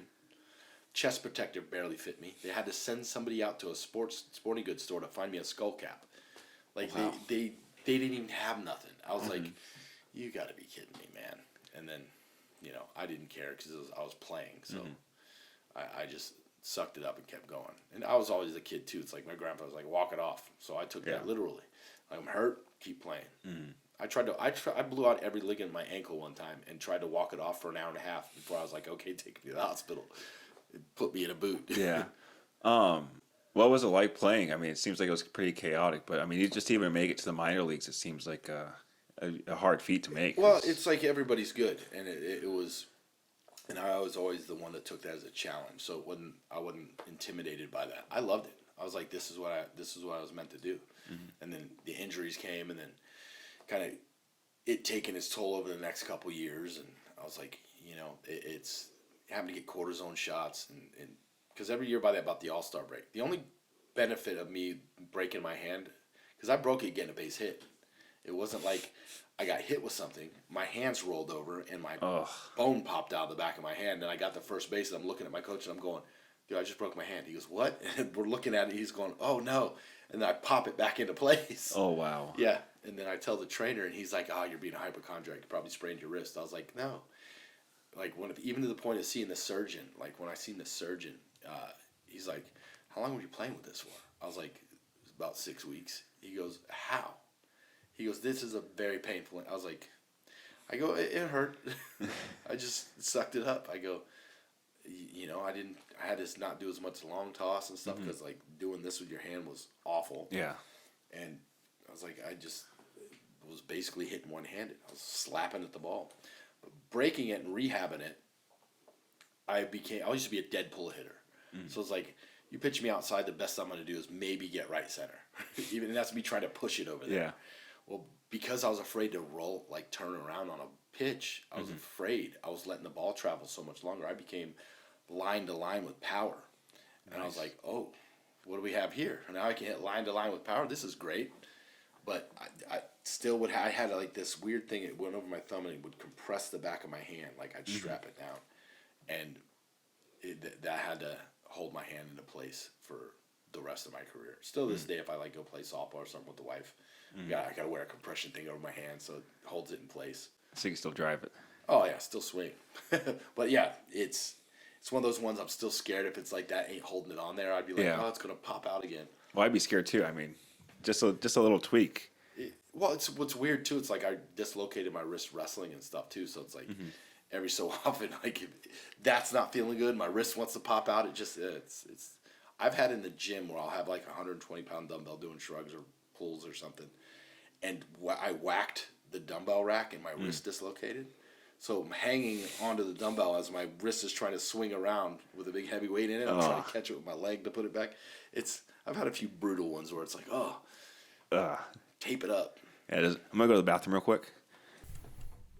Hey guys, last shameless shout out right here. All right, if you guys can do me a huge favor to help again grow the channel, get YouTube's algorithm on the side, go ahead and hit that subscribe button down below and also hit that like button. If you guys want to comment anything interesting you found out, please comment down below. Help bring up the engagement, help bring the awareness to the channel. That way we could bring amazing, awesome guests like Derick on more often. Thank you guys so much for watching. Hope you guys enjoy the rest of the podcast. Yeah, I played baseball too. My pretty much all growing up, I had the same dream. I want to be a professional baseball player. Derek Jeter was my guy. Oh, Derick was awesome. Yeah, I loved him, and then I got into wrestling, and then that was it. Like shoot wrestling? No, well, I did do like Greco-Roman battles in high school, but I got into like the WWE. Yeah. Yeah, that was the dark days. The dark days. It's funny because I was there most of the PG era. So but the Attitude Era was what hooked me. You know what I mean? And it's about, as far as I understand, now that they got that Netflix deal, they're gonna want to push the limits. I guess Netflix is almost requesting that. And I know a couple of the boys are like, listen, I don't think it's necessary for us to be dropping F-bombs. I was like, here's the thing: go to Netflix or not, you still a heavy kid-based fan base. My daughter's 10 and loves it. Like her thing is she's going to be a WWE champion when she's 18. She has said that multiple times, and she believes it. And she's a good little gymnast too, so odds are she could be. But I was like, you do realize it hurts, right? I was like, I know it. She, for the longest time, she didn't want to believe it was fake, and I was like, I'd like to tell you it was real, but it's not. It's predetermined. But all the stuff you see, I go, we're hitting each other really hard. I go, in safe places. I go, don't get mad about if somebody gets you. I go, that's going to be the first thing. And my wife is like, she's like, I don't know. She goes, I would have loved to have done it. She goes, but if I got hit that hard, she goes, I'd want to fight right now. I was like, yeah, you don't have the temperament, trust me. Yeah. Because the girls hit harder than we do, and in more unsafe spots than we ever do. You know what I mean? It's like those girls. I'll never forget. I was training one of the girls. I used to have to train a lot of them how to chain wrestle and stuff. Like that was because I was super technical, so I'd work with them a lot. And I was working with a girl named Lauren Williams. Her name's Angel Love on TNA. But she was in WWE developmental forever. And I was like, just don't hit me in a T-zone. If you're going to hit me across here. Don't hit me here.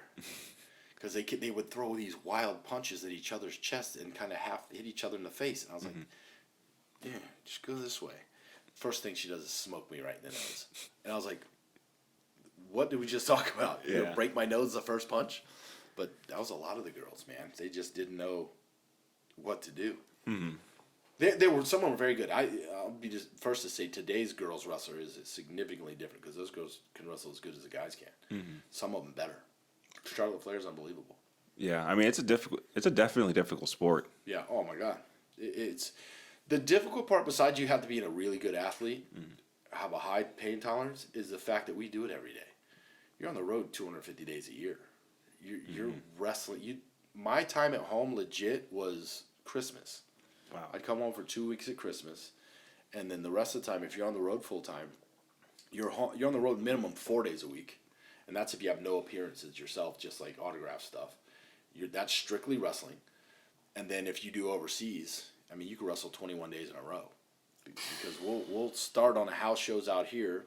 I remember I wrestled Rob Van Dam 19 days in a row. By the end of it, I was like, dude, send me to SmackDown, because I was on the new ECW, and I was like, 3 days in, I'm going, Rob, we need to figure out, because when we got outside the States, because here sometimes the fans follow you if they're close, so you'll get the same kind of crowd. Overseas, like, we'd be in Italy, but we're in a different part of Italy every night. Like, jump on a plane right after the show to another part of Italy. And that'd be like the first week. So the first 10 days, we did the same match. And I'm getting 2 chair shots. We go through the table at the end, like, and then he's, doing his Rolling Thunder thing. Like, he broke my nose with that once. And I was like, we got to figure out a different chair shot. Because the first day, I'm putting my hand up, and he hit me, like, right here. And, like, there was a knot. And it felt like a bone. I was like, I'm wearing pads. I was like, brother, how about we do this? I think it'd get a bigger reaction. Because I used to get this reaction where it's like, I'd either miss you and hit the ropes and stun myself, which people pop for that nonsense. I go, or you grab it and just chuck it in my face. That way I can control the hit. He goes, Rob being Rob, he's like, okay, I like that, but what if I kick it? Because he likes to kick everything. I was like, okay, well, let's practice that, because I got to see how hard you kick it to be able to try to block it, so I don't get, like, the lip of it hitting me in the mouth or something, because that's how fast it would go, And he's like, okay, well, we can't find nothing, but all the good chairs are underneath the ring already. We have these little plastic chairs in the back, and we're hitting them. I was like, dude, this is going to work. Like, it's almost getting me every time. Yeah. And he's like, ought to be fine. So it was one we just did in the ring. It worked out great. Like I made sure my arms were extra stiff to make sure I didn't get hit in the mouth, and got the reaction, because you get the loud bang from him kicking it, and then the next loud bang from it hitting me in the head, and then we go into a spot, and he hits like a springboard kick, and then, but it was every day. I was like, dude, I can't get hit in the, like, I'd get busted open almost every time, because he'd do the skateboard kick where he'd run and drop kick it in my face. Oh.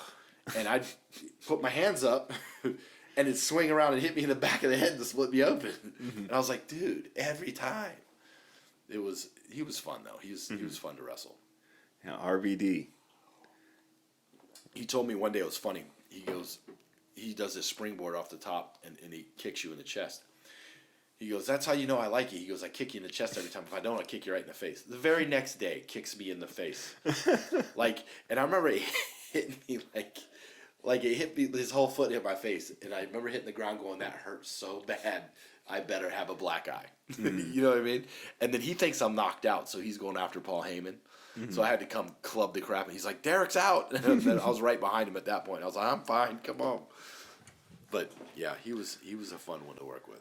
When you got into wrestling, did you just get shot straight into like the WWE base, or did you have to do? They're developmental. Because I've seen a bunch of like weird shows on Instagram. Like they do some weird bar wrestling. Is that like some of the things you had to do? Or yeah. Well, even in developmental, because developmental ain't like what NXT is now. Because that's NXT's way they're basically what WWE's developmental is now. When I started, it was Heartland Wrestling Association in Cincinnati, Ohio. And then Louisville, Kentucky. So you're going and wrestling, like when you hear The Rock talking about how he wrestled in flea markets and things like that. Well, yeah, we did that. That was a thing. Like I remember wrestling in a building where it was, well, they told us it was a building. It was a rodeo arena, so it was just a roof. It was 25 degrees out, and I'm in shorts. You see the steam coming off me, and me and my. What's funny is I was wrestling a guy that was my tag partner for years, and we had to bleed in the match. So it's like we're bleeding and it's freezing shut, and we're having to get it back open. It was brutal back in the day when you're allowed to cut yourselves, which I think that I'm not sure. That tells you how crazy some of the wrestlers are, right? It's like, oh, I get to bleed tonight, sweet. It's like this is a good idea. I got to cut myself. It's awesome. I remember the first time I cut myself bad, because I didn't get it the first time. It was a match where it was against Val Venus. And you usually have your razor taped in your wrist, or Hunter or somebody would tape on their fingertips, pull it out of your thing, and you go. Well, we had a chair set up in the corner, and I was running in to spear him in the corner, and he moves, and I hit the chair, and I'm trying to get it as I go out so you don't see it. and I didn't get it. I hit the ground. I look at the ref, and he goes, "You didn't get it." I already dumped the razor. I was like, "Oh no!"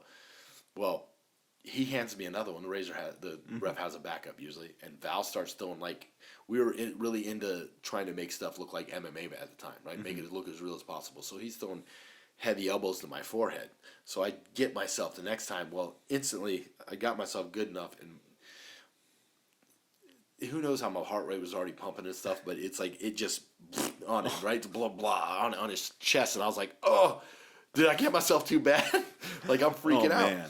And the ref goes, "You got it." And I was like, now I'm thinking, did I get myself too bad? Because I've seen guys do it. They'll do it. They'll get a little too like a few of the guys used to stick it in and twist and end up needing stitches afterwards, or they get themselves real. Like I was like, dude, I'm trying to make it where it's not scarring. You know what I mean? I barely want to get it because you'll bleed like crazy if you get your forehead cut. Then I've had a couple where it's like, for instance, we were in Kentucky. You're not allowed to bleed in Kentucky. Their state athletic commission is super strict, which I wasn't thinking about it. I get kicked in the eye. So it's like kid goes to hit a sunset flip, kicks me in the eye, busts my eye open. Well, I start notice I'm bleeding all over. Well, being the wrestler, you go with it. So I'm trying to find the camera because we're always trying to find the camera, and I'm beating and the camera keeps running from me. And I'm going, "What are you doing?" I'm moving the guy around, I'm chasing the camera, and they're freaking out in the back, I guess. Finally, the ref goes, "Derick, stop facing the camera." I go, "Why?" He goes, "You can't bleed here." I was like, "Oh." And I was like, "Okay." So we had to go home real quick after. He's like, "Just go home," because I was bleeding so much at that point. They're like, "Okay, we need to stop the match." And we finished the match, and I come back, and they're laughing, but they were like, "Dude, you can't bleed here because of the athletic commission." I was like, "Bro, I forgot what state we're in." I did. You wrestle so much, you forget where you're at. And yeah, they were all laughing about it after. They go, "We've never seen anybody chase the cameras. Half the time we're telling you have to find the camera." He goes, "You're chasing the camera, and we're running from you." It was fun. So you're not allowed to cut yourself anymore if you're a wrestler? No, they stopped. Well, here's the thing. If you look at AEW, they do it like crazy. Because of a lot of reasons, but they stopped it. I don't remember the exact reason they stopped all the way. They came up with some excuse being a publicly traded company and whatnot. Then they had an incident with Randy Orton's dad was part of this pay-per-view. He has hepatitis. Oh. So everybody's bleeding in the match. Ends up Randy Orton's dad's bleeding in the match. Like it was. Oh. Doc comes running into the gorilla position saying, "Stop the match now. What are you guys doing?" And yeah, it was a problem. Like it became, everybody had to be quarantined. Undertaker went after Vince. Like, wow. Because they're like, you knew that. This is something you knew, and the doctor said no. And I think that kind of sealed it on everybody bleeding. It's kind of like chair shots now. They're a lot in the back. They won't let them hit him in the head. Every so often you'll let them see close shots, but no blatant head shots like they used to because of concussion protocols, which I wish I lived during that age. I remember asking the first time I was taking a chair shot. I knew I was like, what do I do? They're like, just tuck your chin and grit your teeth. And my thought was, logic-wise, I was like, why would I ever just go like this and let you hit me? At least if I see it coming, let me slow it down a little bit, right? And I took one without, and I was like, yep, never doing that again. I'm going to at least slow it down, which ends up hurting your hands worse than you realize because they're swinging it so hard. But I'll tell you what hurts worse than all of is getting hit with a kendo stick. Ugh. You will beg for a chair shot after getting hit with a kendo stick. Really? Oh, I can't even explain how bad that hurts. It like hits you, and then the pain really comes, and you're like, "Whoa!" It's like it escalates so quickly. I remember the first time I had it was a tornado tag, and it was kind of weapons, everything going, and I get hit in the back with it. Was it the back? No, the first one was the head shot. I get hit in the head, splits me open, and first off it hurt getting hit in the head, and I was like, "Oh," it made me mad a little. And it was one of the guys. What's funny is like usually you can do business whether you like the other guys or not. But there's one guy that we were wrestling that was a member of the other team that I did not care for. We didn't get along. We just it was like mixing oil and water. We just didn't like each other, And he was one of those characters. And I was like, okay, Well, and he's the one that hit me first. I was like, all right. Every time I grabbed that thing, I'd get tackled by both of him and his other guy. Like they knew that do not let Derick get the kendo stick because he's going to swing it like a bat. Finally, I got it. Mike tackled the other guy, and I was like, oh, I'm getting it back right here. And I about broke that thing over his back. Hit him a few times, but man, those things suck real bad. Do they teach you like techniques on how to hit with them or hit with the chair? No, just chairs. Just hit with the flat side and make sure it's flat and hit. If you're hitting somebody in the head, try to hit in the middle and not the lip of the back part because that happens. And those, I got. Oh man, I'll actually show you a picture.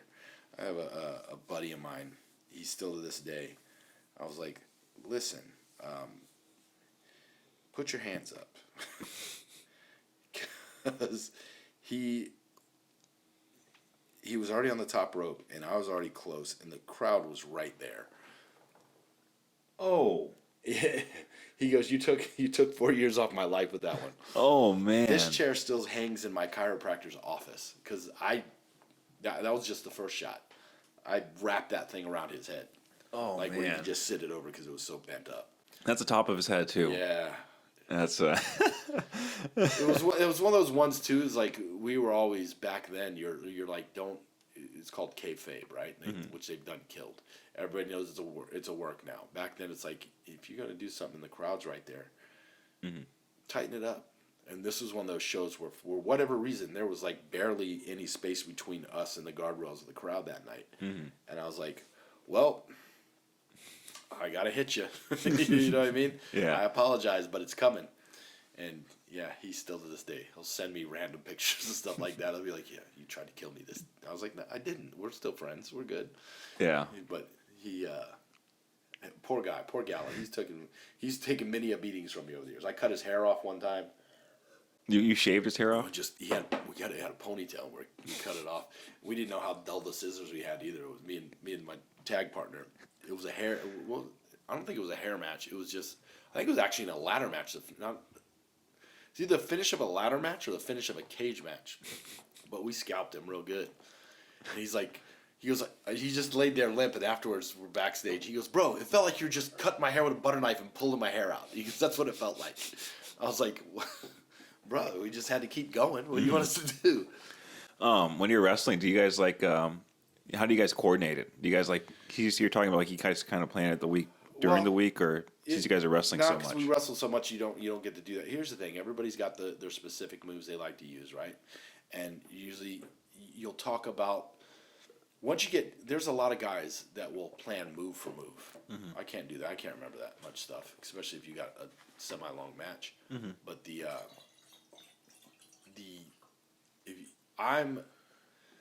I was good enough by the end. I can call my whole match in the ring, and as long as we have the finish, we're good. And I used to train with like William Regal, Fit Finley, Benoit, and those guys that's how they were. I had a 45-minute match with William Regal one night. Did not speak. We called everything in the ring, and most of it we didn't even talk about in the ring. We were just feeling it out. You're just running into stuff. You know what I mean? Yeah. You're just like, okay. And then if you know they like something, you call it. There's lots of spots you can find to call while you're in the match. Because here's the thing: this is the way. I was taught old school. Some new guys that can do all the super flippy stuff. Not that I didn't try to do. I used to run do a backflip off the top rope, and I was like, being a bigger guy, they don't want you doing that. So it's like I didn't do it a lot, but I try to save it. But we would be able to change direction, so to speak. So it's like if you plan on a match and you just keep going A, B, C, D, and you blow this spot. Yeah. And most people try to go back to it and do the same thing. Well, everybody sees that. And if they're not buying anything you're doing, it's like, okay, they're just not reacting to anything. Well, you got to be able to learn to turn left or right. We got to go a different direction. So we'd kind of feel out the crowd as we went. Unless there was a storyline already involved. Yeah. Like if this, I had whatever the deal is, me and Knox, we were tag team partners for a long time. Then when we turned on each other, the fight was already there. So when we would fight, it's like on site. Here we go. We're gonna start hot. Yeah. the first match we ever had, it's like we felt each other out, and then we got the business. And then it was funny because I remember the first split after they split us up in developmental, and we're about to bring us both to ECW. I was actually the heavyweight champion at the time, and he was my tag partner. Well, he was getting babyface reactions. I was getting bottles thrown at me because I was, the cocky jock that was a prick to everybody. Yeah. And Mike was kind of weird and entertaining. And we, after the first match, was like we felt each other. They gave us the whole hour of TV. Wow. On developmental TV. Like our match was we ran out the time. It was awesome. We got a 5 more minute chant like at the end because it went to a time limit draw. Like the first, because we built them for a while. I think we had like 7 matches that were just based off that storyline before they put us back together as a tag. But yeah, he was always my favorite because our chemistry was crazy.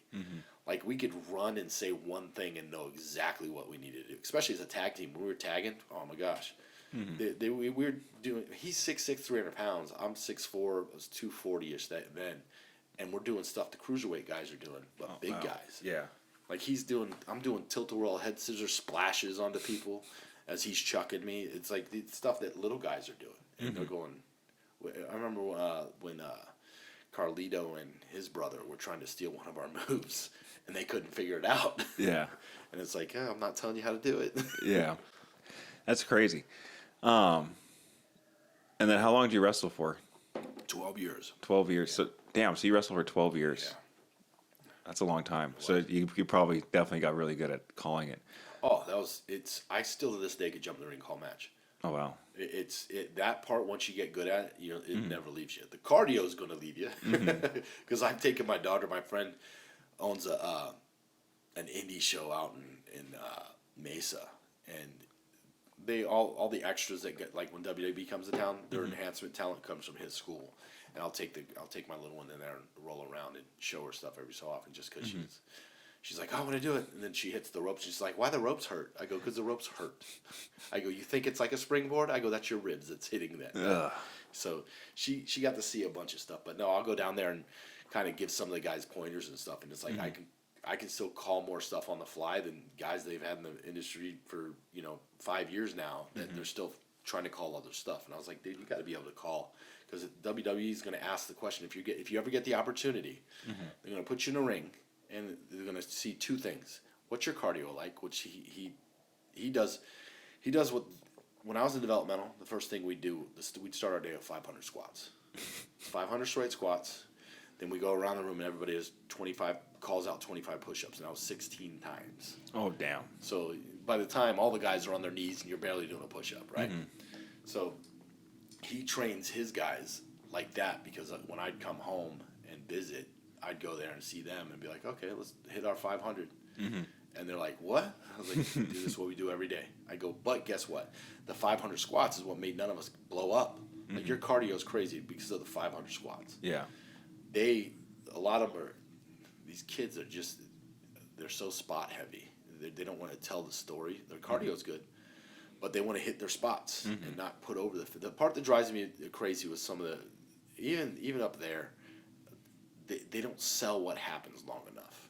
You know what I mean? I think when I was there, the whole point of telling a story was you're captivating the crowd with the story you're telling, right? It's the best thing I ever learned from Triple H. He's like, find one person in the crowd, make them hate you, because if and you focus everything you do on this person to them, because if you get them to buy in, because they're so mad, it's a domino effect. Yeah. Same thing. If they care for this person, and they're cheering just for this person, everybody else is now. It's just gonna. Dude, you'd watch it like clockwork every time. You'd get someone to hate you. The rest of the crowd would boo because of them, and then or vice versa. The babyface would get them on their side just because they hated me so much, and the crowd just comes. I was like, dude, that was the easiest thing to ever figure out, because half the time you're out there just doing stuff, and you're like, why not they react? Well, dude, who knows? Maybe you're not giving enough of the personality part. Right? Give them a reason to like you or dislike you. Don't just do moves. If you can do, there's a million guys who do some crazy stuff that I'll never be able to do, but because they're so vanilla with everything else, they're gonna be like, I want to see them wrestle, but I don't care. I don't. It's not like I'll throw Roman Reigns in it right now because they did such a great job with the storyline. His storyline was so great for so long that now he's irreplaceable as what they created him to be. You know what I mean? It's the best storyline they probably had in 15 years. Yeah, they compare. People are comparing him, or even saying that he's better than The Rock's storyline. Here's the difference, though. That was a time when The Rock and Stone Cold and everybody was going, Triple H even, there was every person on the roster had a solid storyline that built up to WrestleMania. So by the time you got to WrestleMania, it was like the whole card was great. They don't do it with the Bloodline storyline they did such a great job with. They still didn't have 5 other storylines that mattered that much, with the exception of the Judgment Day. But that was that's Raw versus SmackDown. Yeah. They've done such a great job, and Paul Heyman's got to get a lot of credit to that. That dude's a genius. He used to work with me a lot on promo stuff, and I remember him sitting. I was cutting a promo, and this is where I was champion in developmental. They shipped us over to Louisville for something, and so I was punking the crowd there, and I had so much heat, which I was really good at getting heat. The place is just going bananas, not wanting me to talk on the mic, and I'm going. I just kept going back at him, and he goes. And I sold that I was mad and whatnot. And he goes, listen. He goes, I loved everything you did about your promo. He goes, 2 things I want to adjust next time. He goes, they were going so bananas over how mad you had them. He goes, you should have just sat on it. Just told them, hey, I'll wait all day. He goes, because now when you start talking again, because you made them shut up, he goes, they'll sit on every word and they'll be even that much more madder at you. And I was like, well, that makes sense. But I was thinking about TV time because I'm going to get yelled at because we're on the clock here. He goes, let me worry about that. And I was like, yeah, I don't want Danny screaming at me. I've had that. You run over, or you go too short, you're getting yelled at. And he's like, don't worry about that. He goes, just lock that in. He goes, and the other thing, he goes, when you started getting ramped up and started yelling at him a little bit, he goes, let me give you a scenario. He goes, let's say you're in a bar. He goes, and this guy's yelling at you, talking smack, and da-da-da-da-da, he's jumping up and down like an idiot, barking like a moron. He goes, are you intimidated at him, or are you more intimidated at the guy that's sitting and is almost talking calmly in your face, and telling you how, you know what, not only am I going to beat the daylights out of you, but I'm going to take your girlfriend when I'm done. He goes, who do you hate more? And I was like, that makes a good point, because I hate him for you. He goes, you hate him more, and you're a little more worried about the calm guy than you are the guy jumping up and down. I was like, that made a lot of sense, and I would use those tweaks, and he was right every time. There's a reason he's who he is. Yeah, the Attitude Era, at least for me, like that was until I found out wrestling was fake. Like it was, I was all in, 100%. Stone Cold's the reason I wanted to become a wrestler, dude. I was always a fan, and it's funny because we had to watch a lot of tape when I got into wrestling. They watched tons and tons of tape of old stuff, and back then I had no filter, a little less saved than I am these days. And I remember arguing with one of our trainers, Les Thatcher, who was the Heartland main trainer. I was banged up. They just bought out WCW, so we had 120 of their wrestlers, and we were wrestling every day. Wow. And I was like, all right, I'm a little banged up. I need to take today off training. I'll just watch tapes. And he starts calling me and a couple of Samoans wusses and this, that, and the other. You big sissies, we used to wrestle this many times and twice on Saturday and da-da-da. I was like, okay, but a suplex was a finisher in your day. I hit 4 suplexes last night. You know what I mean? And that was the wrong thing to say to an old vet. I was like, yeah, I probably should have kept my mouth shut on that one. But I looked at in the comparison of as great as the old school guys were, and then you had the anomalies like a Steamboat or somebody who's super athletic on top of it. It looks so cheesy compared to how athletic everybody is now. You know what I mean? How much easier and more it was, even in the Attitude Era, which I loved. I watched some of the way the striking has changed. Excuse me. When I was there, it was the UFC was our competition. We killed WCW, bought it up, brought who we wanted, and they just got merged in. Which not many people know this. they were actually, when they bought that, were supposed to separate it and continue the Monday Night Wars, and Stephanie and Shane were going to run WCW. And Vince said, screw that, and shut it down. Wow. So, which would have been great because I think it would have been great TV. They just tried to do the smaller version of what they ended up doing when it was Nitro or WCW versus WWE on their own television. But yeah, they could have gotten a lot more out of that. But no, I remember watching, like I said, when they bought all the competition and UFC became the competition, it was tighten your punches up, boys, or apologize now. Like, you better bring it tonight because we're going directly on Spike TV, directly against the Ultimate Fighter. So we'd be lighting each other up. You know what I mean? You get guys getting, their feelings hurt in the back. But I remember Kane telling him the MVP one night. He just looked right at him. He goes, "I'm just going to say sorry now." And left it at that. Because it's like, hey, man, we're coming. We got to make it snug. And I took pride making it look vicious anyway. And, 9 times out of 10, you're good. Then you get one of those times where it's like someone's timing's a little bit off and I've clipped a chin with a forearm and they buckle. And you're like, okay, where are we going? I got to sit here for a second while he wakes up. I had one I clipped. He went straight down. And I sat him in a chin lock and covered his mouth. And I'm leaning in on him. I'm talking to him and I was like, you good? And he had no idea where he was. I was like, all right, we're going to sit here a minute. I go, then just listen to everything I say to do. It was funny when most people are out, because I've been one, you're able to go where you thought you were supposed to go. This instinct kicks in. Now, some people, I remember William Regal knocking, I can't remember who he knocked down. It might be one of the Hardys. Knocked him out cold, and he had to lose. So I had to basically pull him up unconscious and basically pull himself into a pin. So I think he small packaged himself and got himself pinned. And then when he lets go, he jumps up like, wah, and Hardy's still out. Like, wow. I was like, dude, you got to figure it out on the fly. It's TV, so it's like, if it's a house show, it's one thing. You can stop and keep it a little safer. But I remember I got dumped on my head once, out on my feet. Well, I'd say once. The one time I was knocked out where I don't remember none of it, been dumped on my head plenty. All I remember was saying, give me a minute, because I saw the white light and I said, give me a minute. I don't remember nothing else. I remember being backstage, laying on the floor with the ice on my neck and apologizing for not finishing the match. They're like, what are you talking about, dude? We made it through the match. I was like, what? And then the trainer comes up, Bill DeMott, and he's like, hey, you're the only guy I've ever seen in my life that's out on his feet and you're giving receipts. you get knocked out and the first thing you do is German suplex somebody on their head. I was like, what? I watched the tape back. It was hilarious. Because it was like I'd tag out and hang on the ropes and I'd be out. I would just be out. And my partner would tag me back in. I'd just go back in robot mode and beat him up and do what I needed to do. And I was even there for the bump and feed at the end. I was like, dude, I don't remember none of this. That's crazy. It was wild.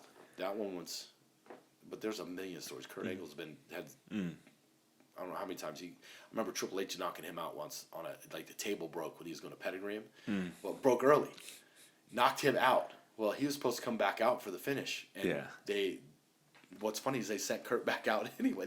They're calling over the mics, right? They're feeding the referee. They're like, we're sending Kurt back out, but he don't know where he's at. So he didn't even know why he's coming back out. He's just kind of getting dragged down to the ring by Stephanie.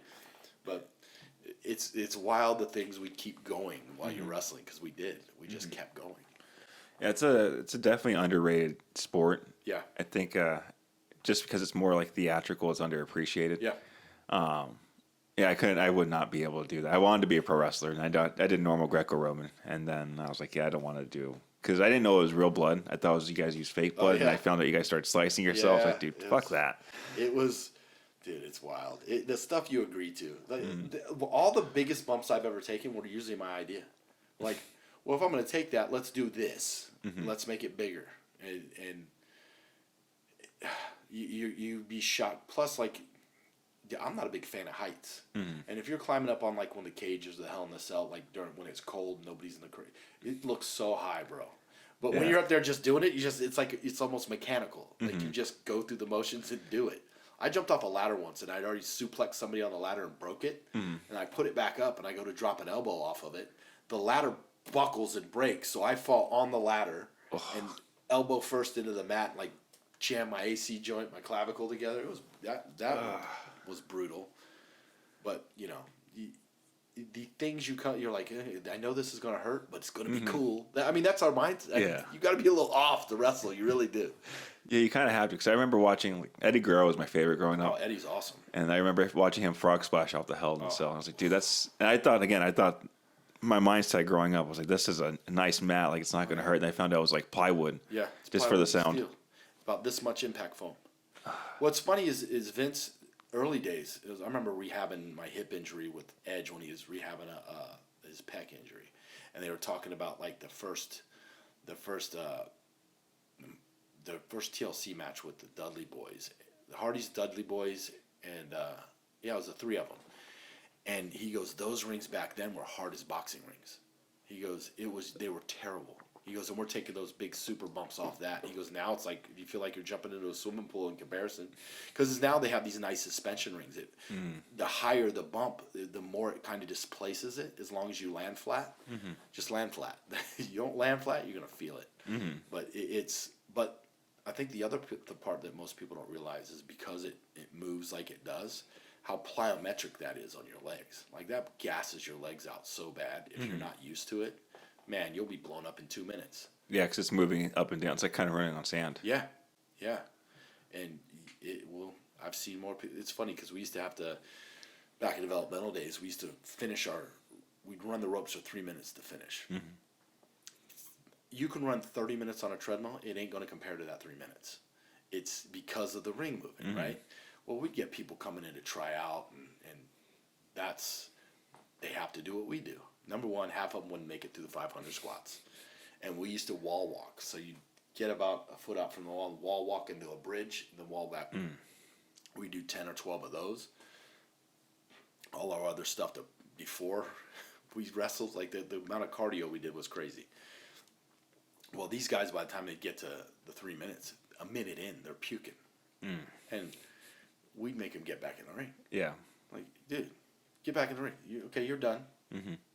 Is it all out? Get back in the ring and finish. And these guys, we had more guys complain and call the office and say we were abusing them while they were trying out. I was like, dude, you were running the ropes. How are we abusing you? Or you did 500 squats. I was like, dude, I remember when we first started doing the 500 squats. It was like some of the guys, we had the Tough Enough crew that was, part of the first developmental Atlanta, and they would complain we're doing too many squats to the office. I go, dude, you're getting paid to train. Yeah. How are you complaining about doing too many squats? That baffled me. But I think, again, most of these guys not fans.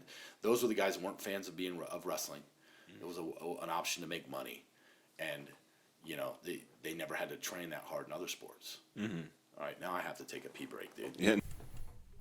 Hey guys, last shameless shout out right here. All right. If you guys can do me a huge favor to help, again, grow the channel, get YouTube's algorithm on the side, go ahead and hit that subscribe button down below, and also hit that like button. If you guys want to comment anything interesting you found out, please comment down below. Help bring up the engagement, help bring the awareness to the channel. That way we could bring amazing, awesome guests like Derick on more often. Thank you guys so much for watching. Hope you guys enjoy the rest of the podcast. I do like Zip Fizzes. I'll give you one before we head out.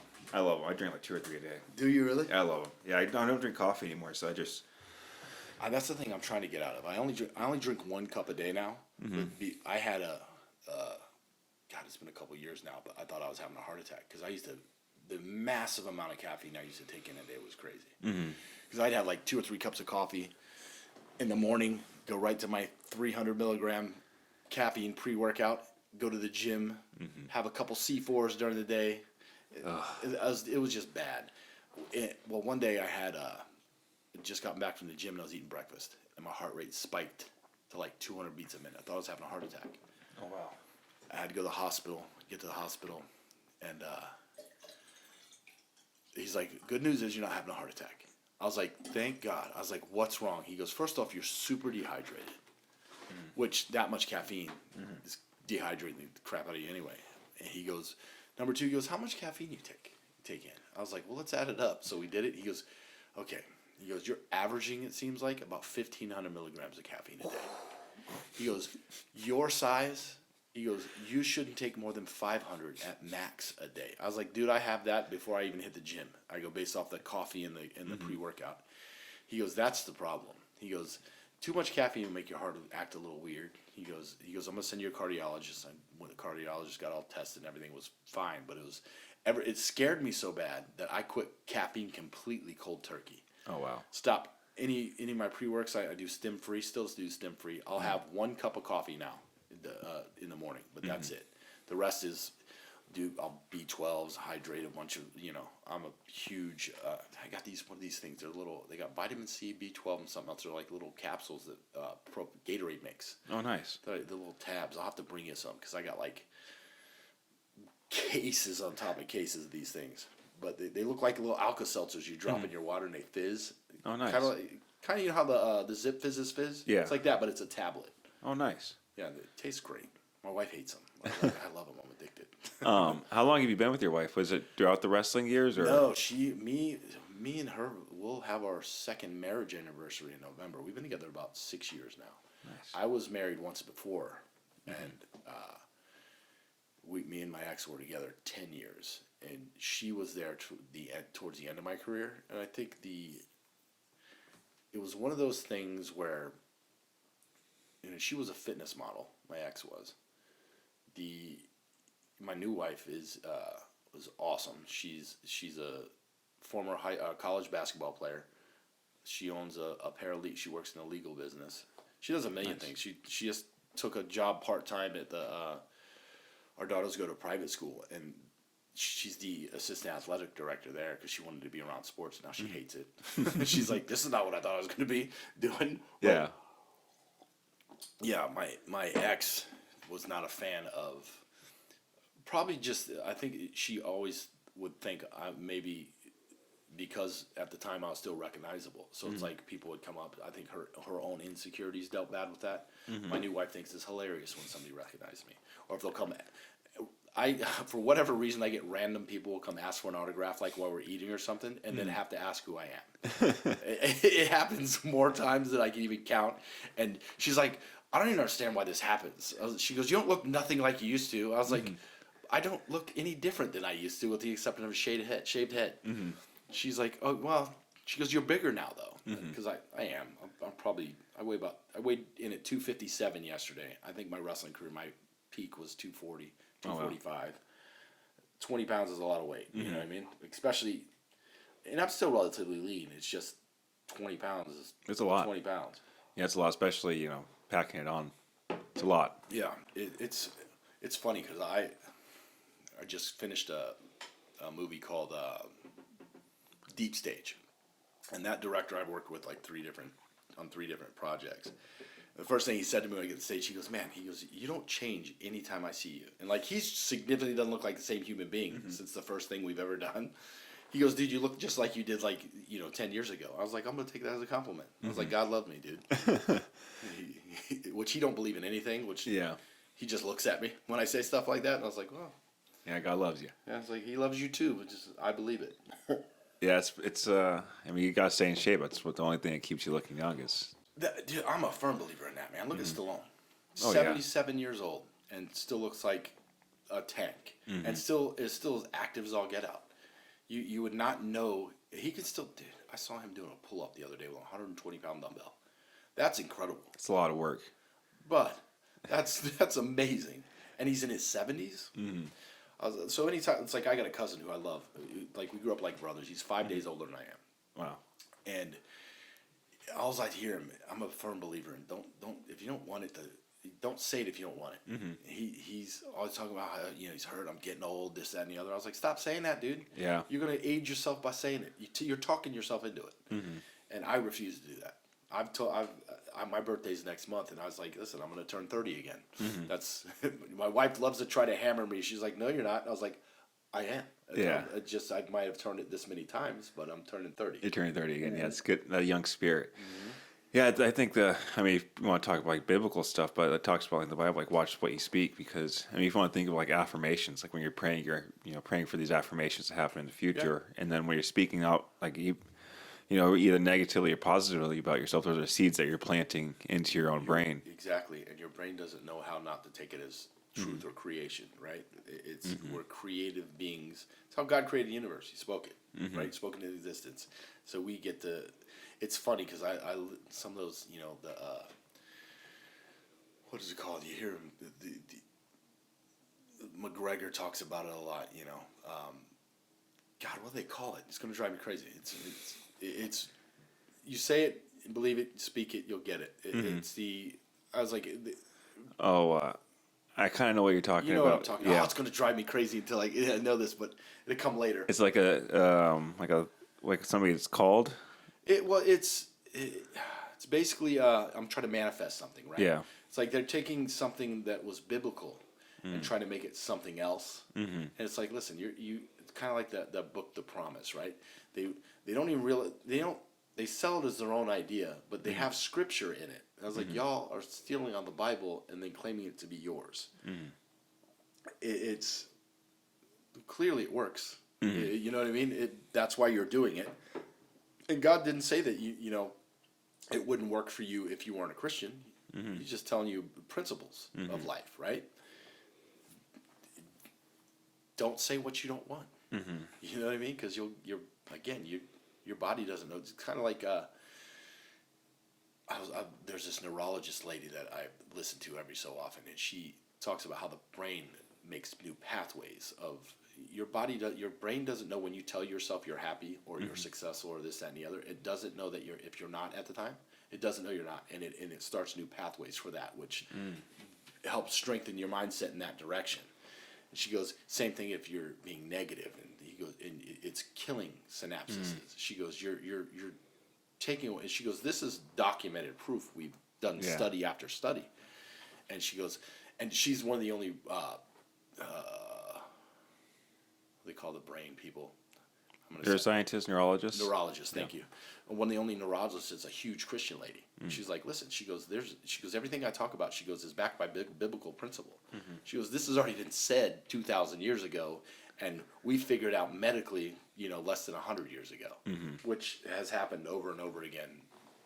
As far as the Bible goes, science keeps getting proved on something the Bible says up to 4,000 years ago in some of the books. Yeah, who knows how long it could even be even longer. It could be longer. That's just what we see. I mean, I've looked into like Graham Hancock's work, like Ancient Apocalypse, all these ancient civilizations. A lot of them have kind of like the same stories of a man coming to save the earth and then vanishing away somehow. But it's China. Same with the Noah story. They have in China they have a full story. It breaks down almost exactly how the Noah story is written in the Bible, except they call it something different. And it's the Great Flood story. You know what I mean? Even they named how they put it. I just seen somebody talk about it because it was in Mandarin, and have you ever seen where they break down the first sentence in Genesis? And basically, when you break down the first sentence in Genesis, because Hebrew is written with shapes and letters, it basically tells the whole story of the gospel in the first sentence in Genesis, based off the Hebrew lettering. Basically says that God from heaven becomes man in the flesh that is going to die for the sins of the world, and then through the resurrection and It's broken down in the first sentence or two sentences in Genesis. Wow. Based off how the Hebrew letters are, because there's other shapes mean different things, right? And it's like you find things like that's impossible. You know what I mean? It's like, okay, that's impossible. Nobody was smart enough to do that. Or you see where Jordan Peterson did the thing where he puts up there's a big picture of all the references to the cross that's in the Bible. He goes, this is how many references are in the Bible just to the cross. He goes, there's 65,000. He goes, now, if one person wrote that, that'd be masterful and borderline impossible. He goes, because the pathways that go out these ways, he goes, you can go on and on and on forever. He goes, the fact this is wrote by 40 different people on 3 different continents, he goes, this proves God more than almost, he goes, I would say as much as the resurrection does. He goes, because this is an impossibility of being this perfect. Yeah. And I think most people try to discount stuff like that because they just don't. They're not willing to look for themselves. I got friends that luckily now are starting to be believers they're still in their baby steps. But I was like, look it up for yourself. I go, you're saying something that's old must be wrong.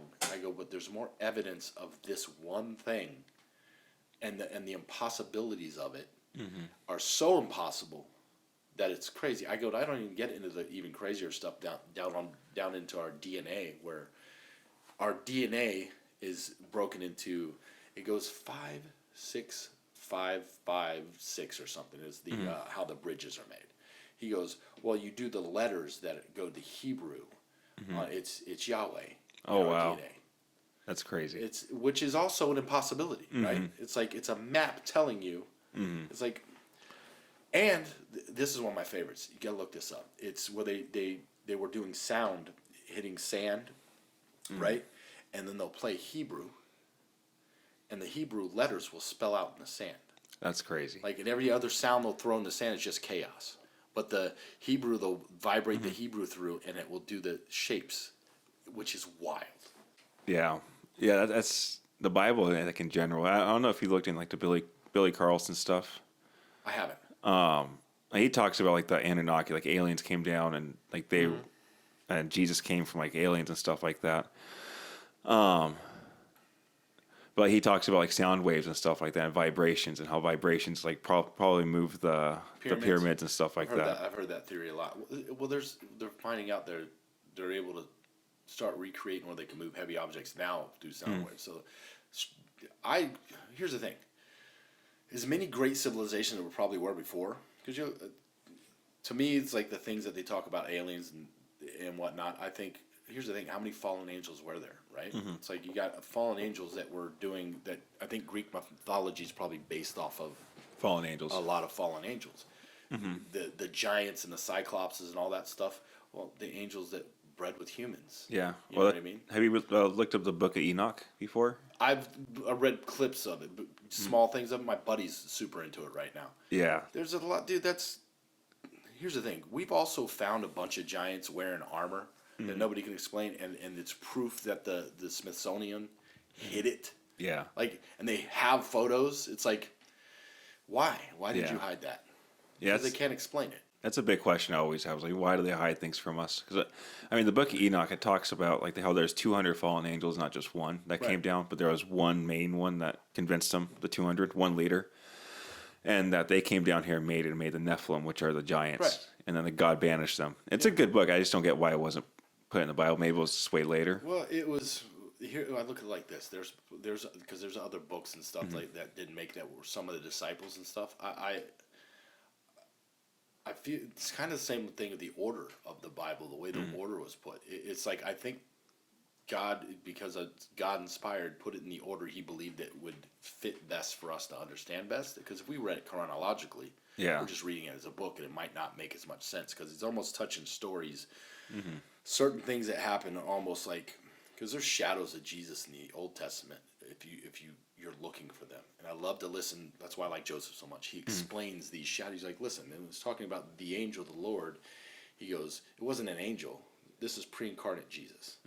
This is, and he walks you through why. It's not like he's just saying that because it's his opinion. He's walking you through, and you're like, well, that would make more than total sense. I would believe that before anybody else was trying to tell me something different because it makes too much sense. And there's just a lot of stuff that maybe God didn't need us to hear at the time. You know what I mean? Or if we focus too much on, because there's a ton of other books talks about a lot of the angels, right? Gives them the names and this, that, and the other. That I got buddies. My brother gets into that stuff a lot, and I was like, I can understand not wanting to get into it, or him not wanting us to focus on it because how distracting it is. Because you're going to start giving credit to powerful beings instead of him, you know. And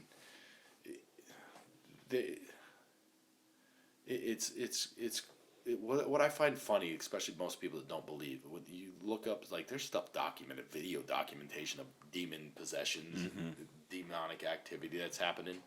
I've seen a couple crazy things myself, and you're like, yeah, that's you can't deny that. Yeah. You know what I mean? As much as you'd like to. I think again the alien thing. What's funny is there's I just listened to this on Joe Rogan and then again on Tucker Carlson. They were talking about these two, probably the two most popular UFO experts. Or alien experts, I guess you could say. They're now saying that these aliens were never not here. Probably a lot of them have been here for thousands of years. And he goes, it's more biblical than you might think. And that most of them are probably under the ocean too. Like there's a lot of things that around the ocean. There, these ships go under and then they'll disappear. And there's somebody I just heard talking about this big whatever it was 500 knots, 500 knots, and it was underwater next to one of our oil rigs off the. Oh yeah, I heard about that. And it was so big that it made the oil rig look super small, which is a city on the. He goes, it's so big and it's moving that fast. He goes, I couldn't even tell you what that is. He goes, but it makes sense. I don't know. I think it makes more sense that the impossibility of us even being in existence, because of if we were a little bit closer to the sun, we'd be burned up. Like I'm talking a degree or two, right? A mile, let's say. Same thing if we're a little bit further. We'd be burned up. And if hydrogen wasn't the way it is in just our galaxy, because everywhere else it just falls apart, right? And it holds it together perfectly. Like the mathematics is so perfect, they can't understand why. And then they make assumptions off of all kinds of things. They know there was a beginning, but they think nothing came from nothing, which doesn't make any sense. Yeah, it makes no sense. It's like, listen, I believe if God said, let there be light, I believe something's going to happen. You know what I mean? Yeah, I'd much rather believe it. I mean, if you want to look at like the basics, I'd much rather believe in something than you believe in nothing. What stops everybody on the planet from just trying to be warlords and warmongers and murder people without having any consequence? Because morality has to come from somewhere. Because if it didn't, it doesn't matter, right? And I've had too many personal experience with God myself to think anything otherwise. It's not just, okay, I believe because somebody told me to. There's been things in my life where there's without question it's God, and you won't change my mind about it. You know what I mean? And again, there's other things that people may say, oh, that's coincidence. Is it really? You know what I mean? Yeah. I know that one of my favorite things it was these mathematicians did a study on. None of them are believers, by the way. They did a study on the prophecies of how many prophecies Jesus fulfilled, which is over 300, right?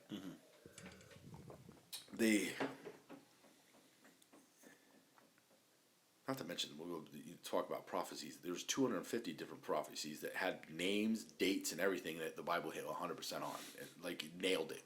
It's like, again, 66 books from 40 different authors from 3 different continents. How does that work out? Yeah. You know what I mean? But the mathematicians, they started with 2 or 4. I can't remember. Let's say 4, just for the sake of it. 4 prophecies by a man predicted 2,500 years before his birth, the location.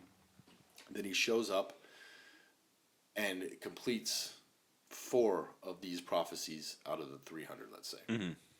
If you filled the state of Texas up waist deep with 50 set pieces, and you marked 1 and dropped it in randomly, then they'd take you and drop you in the state, and the first one you pick up is that one. That's the odds of that. That's 4. By the time they got to 16, 8 was if you filled the sun with quarters, or had 50-cent pieces, and did the same thing. Wow. By the time they got to 16, they said you'd have to, if you lined up a neutron, and they know how small a neutron is, it would be 119 million light years long.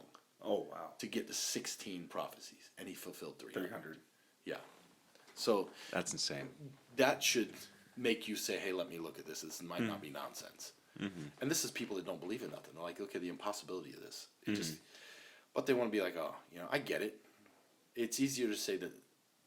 It's easier to not do your due diligence on things like that because everybody automatically is like, okay, I have to be judged or I have to be perfect, and this, and they don't want to, and that's not the case neither. Yeah. We can't be perfect. Because what do you say? Is if we're trying to chase our own righteousness, if we're trying to even, like you said, follow the 10 Commandments, and I can do that. Mm-hmm. Well, then why would Jesus have had to come for us? Yeah. We can't do it. That's the point. Mm-hmm. So it's you trying to be perfect. You trying to be a better person. Our own righteousness means nothing. Mm-hmm. You can be a good person all you want and say, I just don't believe. Does that get me out of heaven? Yeah. Mm-hmm. Because you chose not to live a life with God. He's wanting to live a life with you. Mm-hmm. Why not just choose to say yes? Because I promise it'd be better than if you left it alone. It's so much easier, too.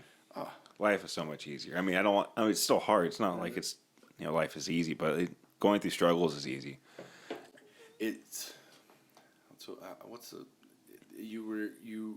Your faith ain't you getting through it anymore. Your faith is to trust that He'll get you through it. Mm-hmm.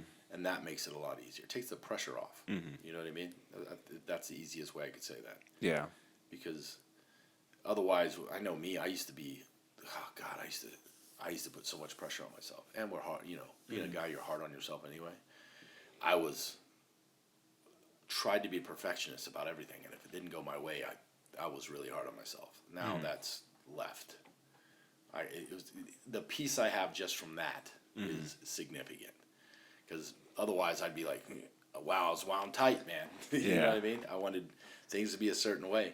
It's funny, my old wrestling trainer, when I first got there, he used to, which I didn't see it, but he did somehow. He used to tell me I was ticked off too. He used to call me 24/7. He goes, you're ticked off 24/7, which I wasn't mad, but I was very, very serious about what I did. Mm-hmm. So, and when I'm going 100 miles an hour, and I'm focused. So I won't deviate. Mm-hmm. And I think me being that way, and not a lot of people are that way, because I'd be standing there, everybody be joking around, screwing around, and I'd be like, no, we got to get this next thing done. Mm-hmm. And he saw that as, and mind you, this is one of my best, I love Bill DeMott is one of the best people I know. Mm-hmm. He's one of the greatest guys I know. It's funny because I give him, his son's like an all-star catcher now. And it was like, he's always calling me and asking me for advice for him. And I was like, well, you want the good advice or something I did? It'd be like one of the last ones that we talked about, his son just broke his finger, right? And I was like, well, which finger was it? He goes, it was on his catching hand. I think it was his thumb. And I was like, well, I broke my thumb and caught what. I go, you want what I would have done or what he should do? He goes, well, let's start with what you would have done. I go, tape it up. There's these silicone gel things you can wrap your thumb in. I go, get that, put another glove on top of it. I go, catch, see how it goes. I go, but what he should do, if it's busted, rest. Mm-hmm. The next season starts in a couple months. He'll be fine because there's like a couple all-star tournaments that he's about to start. He caught through 3 innings. Ended up needed pins put in his thumb. Like he needed surgery. I was like, well, he caught through 3 innings. I go, I'm happy he's recovered, but now he's like top prospect in the country, and kid's 14. He's a beast. That's crazy. Yeah, so it's like I love to get to talk to him about that stuff now. Besides, our old wrestling, because he was great. I'll tell you what, Bill DeMott was one of the strongest human beings I've ever met in my life. Like I used to tell me he's half superhero because he'd grip you and he'd make you tap. Like he could grab your calf and it'd be like, okay, I'm done. And he was so strong it didn't make sense. Mm-hmm. Like he had nerve damage from a broken neck, right? And could still do behind the head neck military press with 315. Ooh. I was like, how? Yeah. Ugh. I was like, dude, I can't get the bar behind my neck by itself. Yeah, 315 behind my 315. All that load up there. No, he's a great dude though, man. Mm-hmm. But let's probably wrap this thing up here soon. Let's do it. We've been jamming for a bit. Yeah, it's been what, two and a half almost. Yeah. Yeah, it's been a long. Feel like it. Yeah, it's been going quick, but you gotta edit this thing, dude. I don't edit anything. I just let it fly. Well, I'll clip it like to where it goes on you when you're talking to me when I'm talking, but everything else I keep in there. Nice. I don't like cutting anything out. It's a normal conversation. Well, I've seen what's his name just had a 3-hour one, so we're pushing it. Yeah, but Sean Ryan, I mean, he pushes some long ones sometimes. Yeah, he's had like 6-hour ones. I think he split up in one into 2 because they're like 6 hours each. Lord, that's a long one. Must have been good content. It was a military guy, and the military guy was going deep into his experience. It was great. I watched part of the first one. I was like, that's a lot. 6 hours. I don't know if I could sit through that. I'll play it when I'm working out or something. I stop listening to music too, like yourself. I focus better on things that way. Mm-hmm.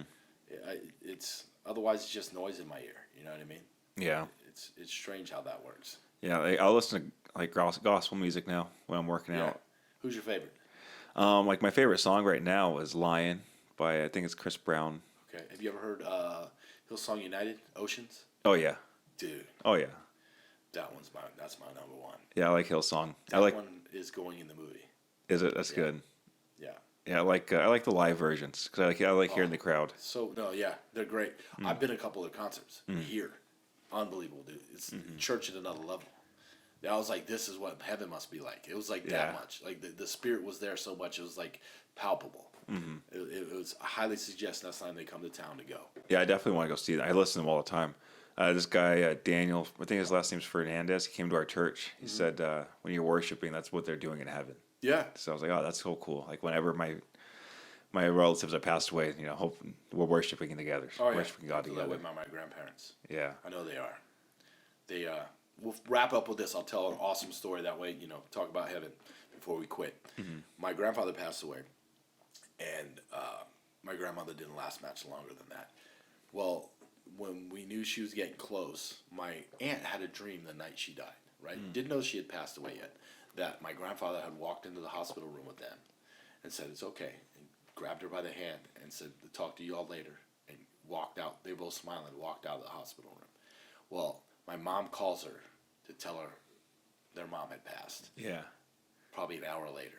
And she goes, obviously bawled like a baby, but goes, "This is the dream I just had." It was like God gave him a wink to say, "Hey, look, it's okay." I even sent Pop to come get her. You know what I mean? It was awesome. That's crazy. I love stuff like that. Gave me a little bit of chills. That was dude, it was amazing. It was, again, things like that. I feel like they are in heaven celebrating. They're good. They're, especially if you. That's one thing I know. If someone believes, it's like you're as bad as we may miss you. We know you're better. Way better. Yeah. So it's easier to deal with. I think you get through you always miss them and whatnot. It's funny because my grandfather was again, single mom. My grandfather was my dad figure growing up. He was my best friend, my hero, always was. And when I had a hard time when he passed, but I knew he was good, like relatively quick. It was easier to let go. It was hard to say goodbye, but it was easier to let go because I knew he was good. And then grandma, same thing. I had a praying grandma my whole life, man. Yeah. She was the one that dragged me to church every day as a kid. I don't even think I fought it as a kid. It was fine as a kid. It was when you get older and you're like, I want to sleep in. And it's like, yeah, teenage years. Teenagers get a little wonky. Yeah, exactly. My grandma forced us all to go, and then my mom forced me, and then high school years, like, yeah, I am too tired. It's the worst excuse ever. Now it's like, dude, I wake up at 5:30 every day. Yeah. What do I got to? Up way earlier than I was in high school. Yeah. And There was a time though, right before I got back with the Lord, like I said, back in 2010, my schedule was opposite because of wrestling. We'd be wrestling at night. I'd be done 3-4 in the morning by the time we drive between towns. So it's like I'd sleep till 11 o'clock in the morning. I am so happy that has switched. I wouldn't change. I wouldn't trade it for the world. Getting up early before the sun. It's better. Yeah, I couldn't. My friends, they work overnights, and I couldn't. I did it one time for like a few weeks. Couldn't do it. It's like, no. Yeah, I like waking up before the sun. It makes me feel better. It does. I have the whole day. It's just better. Plus, it's like there's I don't know if you ever noticed, but it's a different kind of silence in the morning. You know what I mean? Yeah, I'm up at 3, so when I'm at the gym by 4, so when I'm heading out, it's completely quiet. Yeah. Absolutely quiet. I love it. I love it, brother. But let's wrap it up, Derick. I appreciate you hopping on. I definitely want to get you on because I want to talk more movie stuff, but we got... hey, we got sidetracked. I don't mind it. Next time we'll do it again, and we'll do just strictly movie stuff. Strictly movies. But I like your wrestling. Maybe I get, once we get shooting, which I'm hoping is right here in the beginning of the year, bring you on set, and we'll do one on set. Oh, that'll be pretty sick. You know what I mean? I'll better cameras.